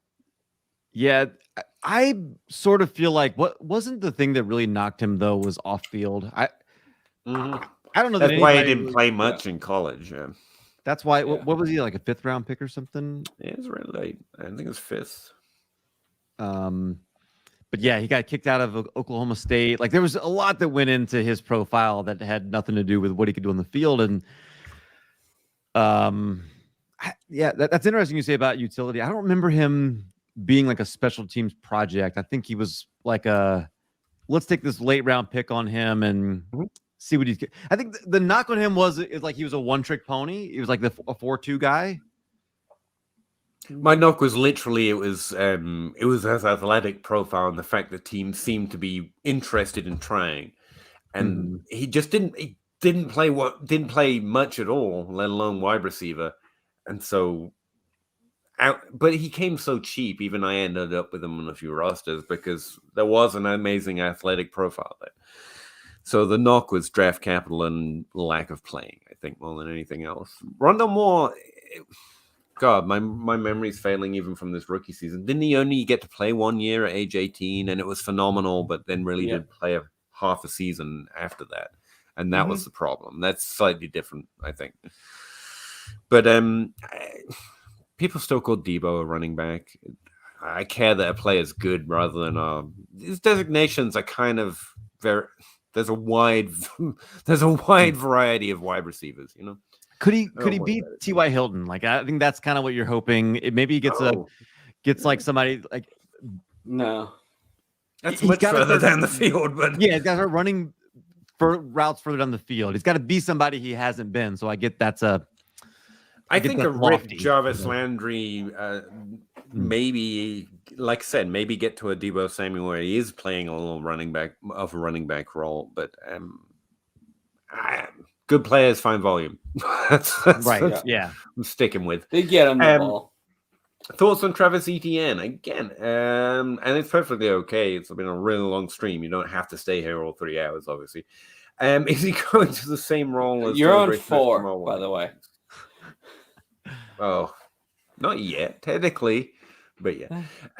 Jamal Williams, Aaron Jones, Dillon. I say no. No, he's nowhere near Swift. Yeah, I think he's sharing the backfield with a legitimately very good running back. Even at like best case scenario, he carves out a role, but I don't think it's a role like this. To me, it's more like if he ends up carving out a role like Nyheim Hines, that would be pretty good. What's he coming back to, and what's his health going to look like? Who's his coach going to be? And based on what you've seen from Urban Meyer, do you hope it's him? Probably not. Then you're talking about a coach that didn't draft him, trying to fit him in. That sounds like a great response. Too many questions. I don't view him very highly. I have thoughts, but I really think Cal killed it there. Yeah, so I don't want to just all hang up and listen. I don't want to pollute that answer, to be honest with you. Yeah. I think we're at. Oh no! Dude, Jordan Love could be a decent third QB only. Yeah, in a super flex. Yeah, sure. Hold him. Quarterback who could get playing time or start games is always worth a roster stash. I mean, you can go as well as Tyler Heineke and David Mills. That's what we said earlier, and still get a game out of him. It was worth it. Yeah, Superflex whip. I actually have both of them on a roster. But if Aaron Rodgers leaves, I probably want to get rid of Jordan Love. I feel like you probably could get more for him than he's going to be worth. Yes. If it happens in the offseason, sell him right away. Yeah. Yeah. I mean, it's about the trade. What would you need to trade away Jordan Love right now? I need a first in Superflex. Where is the hope too distant to keep rostering him? A first. Yep. Strong. No, I mean, if I'm holding it, if I've invested that much, I'm holding it. Good thing about Visca flopping is ETN and J-Rob will not coexist peacefully. She clarifies and says, "Will now coexist." Well, now, yeah, I figured. Yeah, I feel bad for Visca. I was out, but like dynamic athletes, rooting for players. I know. Am I wrong? I thought everyone liked Visca again. I thought he had a good game recently or something. I think he had a season high in targets last week. No one I hear about getting a player when I'm low on a player, right? It's that everyone else disappears on him. Everyone that was arguing with me before or telling me they were going to be a top 12, they like abandon them. I feel Visca was about the same spot as Debo. And who do you want now? Oh God. I wanted Debo then. You're not asking. I'm not. Yeah, I think everybody's excited. He had 5 catches, 33 yards. Yeah, I'm looking. 23% target share. No. That was Jamal Agnew. Sorry. The 3. Back in week 8. Yeah. Look at the players he got outshined by, Agnew, Dan Arnold. Here's what I'd say about Laviska. There was reasons people like him, even though you can't find any of those people left anymore. And the Jacksonville Jaguars have killed every wide receiver who's shown any potential. Like through different coaching staffs and different quarterbacks. So if you've got him on your roster, hold. To be honest, because I don't know. I would hold Brisker at this point. There's more positive than there is negative for his value. Mm-hmm. Yeah. But yeah, I know that wasn't what you were asking. I just think, honestly, J-Rob wins this job. I'm not. I think he's won this job. I think he keeps it. The one little asterisk is Urban Meyer is clearly willing to not do the rational thing ever. And Ori Travis Etienne. So yeah, he could just completely foul that pool, but right or die with the player, you know. Tim Shady, thanks for the fun show. Love the format. Keep up the good work. Appreciate that, man. Really do. Yeah, I was gonna say more derogatory things about myself this time, but I think I'm just gonna keep the compliment. That was a nice thing to say. I appreciate it. Glad you're enjoying it, because honestly, yeah, this whole thing was so I get to talk to people about fantasy football, and then the outhouse gets leasing. So you guys showing up every week, all the way till 1:30. Geez, sorry. Yeah. And Cal and Bob jumping in. I really appreciate it. Does anyone have anytime thoughts, players they want to mention on the way out the door that they're trading for or targeting, or underrated, or that we didn't get to? No. We're good. All right, good. I think we talked about every player in the NFL. I think we talked about the same 4 players. Oh, that's true. A lot in different contexts. We appreciate everyone. We're going to get out of here, though. I have 2 DLF articles to write. Oh, wow. I'm still recovering from COVID. I need to just killing me sleep here. Corey Davis is the truth. The Jets suck. Elijah Mitchell is the guy you want on that roster at this point. Elijah Moore. Those are thoughts. Yes. Oh, everyone's. I keep saying Elijah Mitchell. Appreciate it. Yeah, everyone's just come in. Look at that. I appreciate you sticking through to the end here, guys. Thank you, guys. All right, I'm gonna let these guys go before they never talk to me again. Really appreciate it, and thanks. See you again. Thank next you, week. Joe. I think we've got. Yeah. Thank you. I forgot to put this banner up, and fine with Russ. Yeah, sometimes with Russ, I've changed it. Sometimes with Russ. I mean, it's true. I'm taking the kids Saturday to shop for Toys for Tots for the Scott Fish Bowl. So, oh, that's neat, actually. That's cool. Yeah. So everyone, if you are not following on Twitter, make sure you follow. Yeah, and sign up for next year, by the way. Yeah, that sign up is normally already out. Whether you're in or not, sign up now. We may as well do it so you don't forget. Scott Fishbowl for life, or at least the kids' charity for life. It's for the kids. It's all for the kids. Yes. I get my ass kicked in that every year for the kids. Me too. Yep. They kids love seeing me being beat up. It makes sense. Never seen them enjoy anything more. Appreciate you doing that though, bud. And good luck with it. I'm going. Yeah. Sign us up.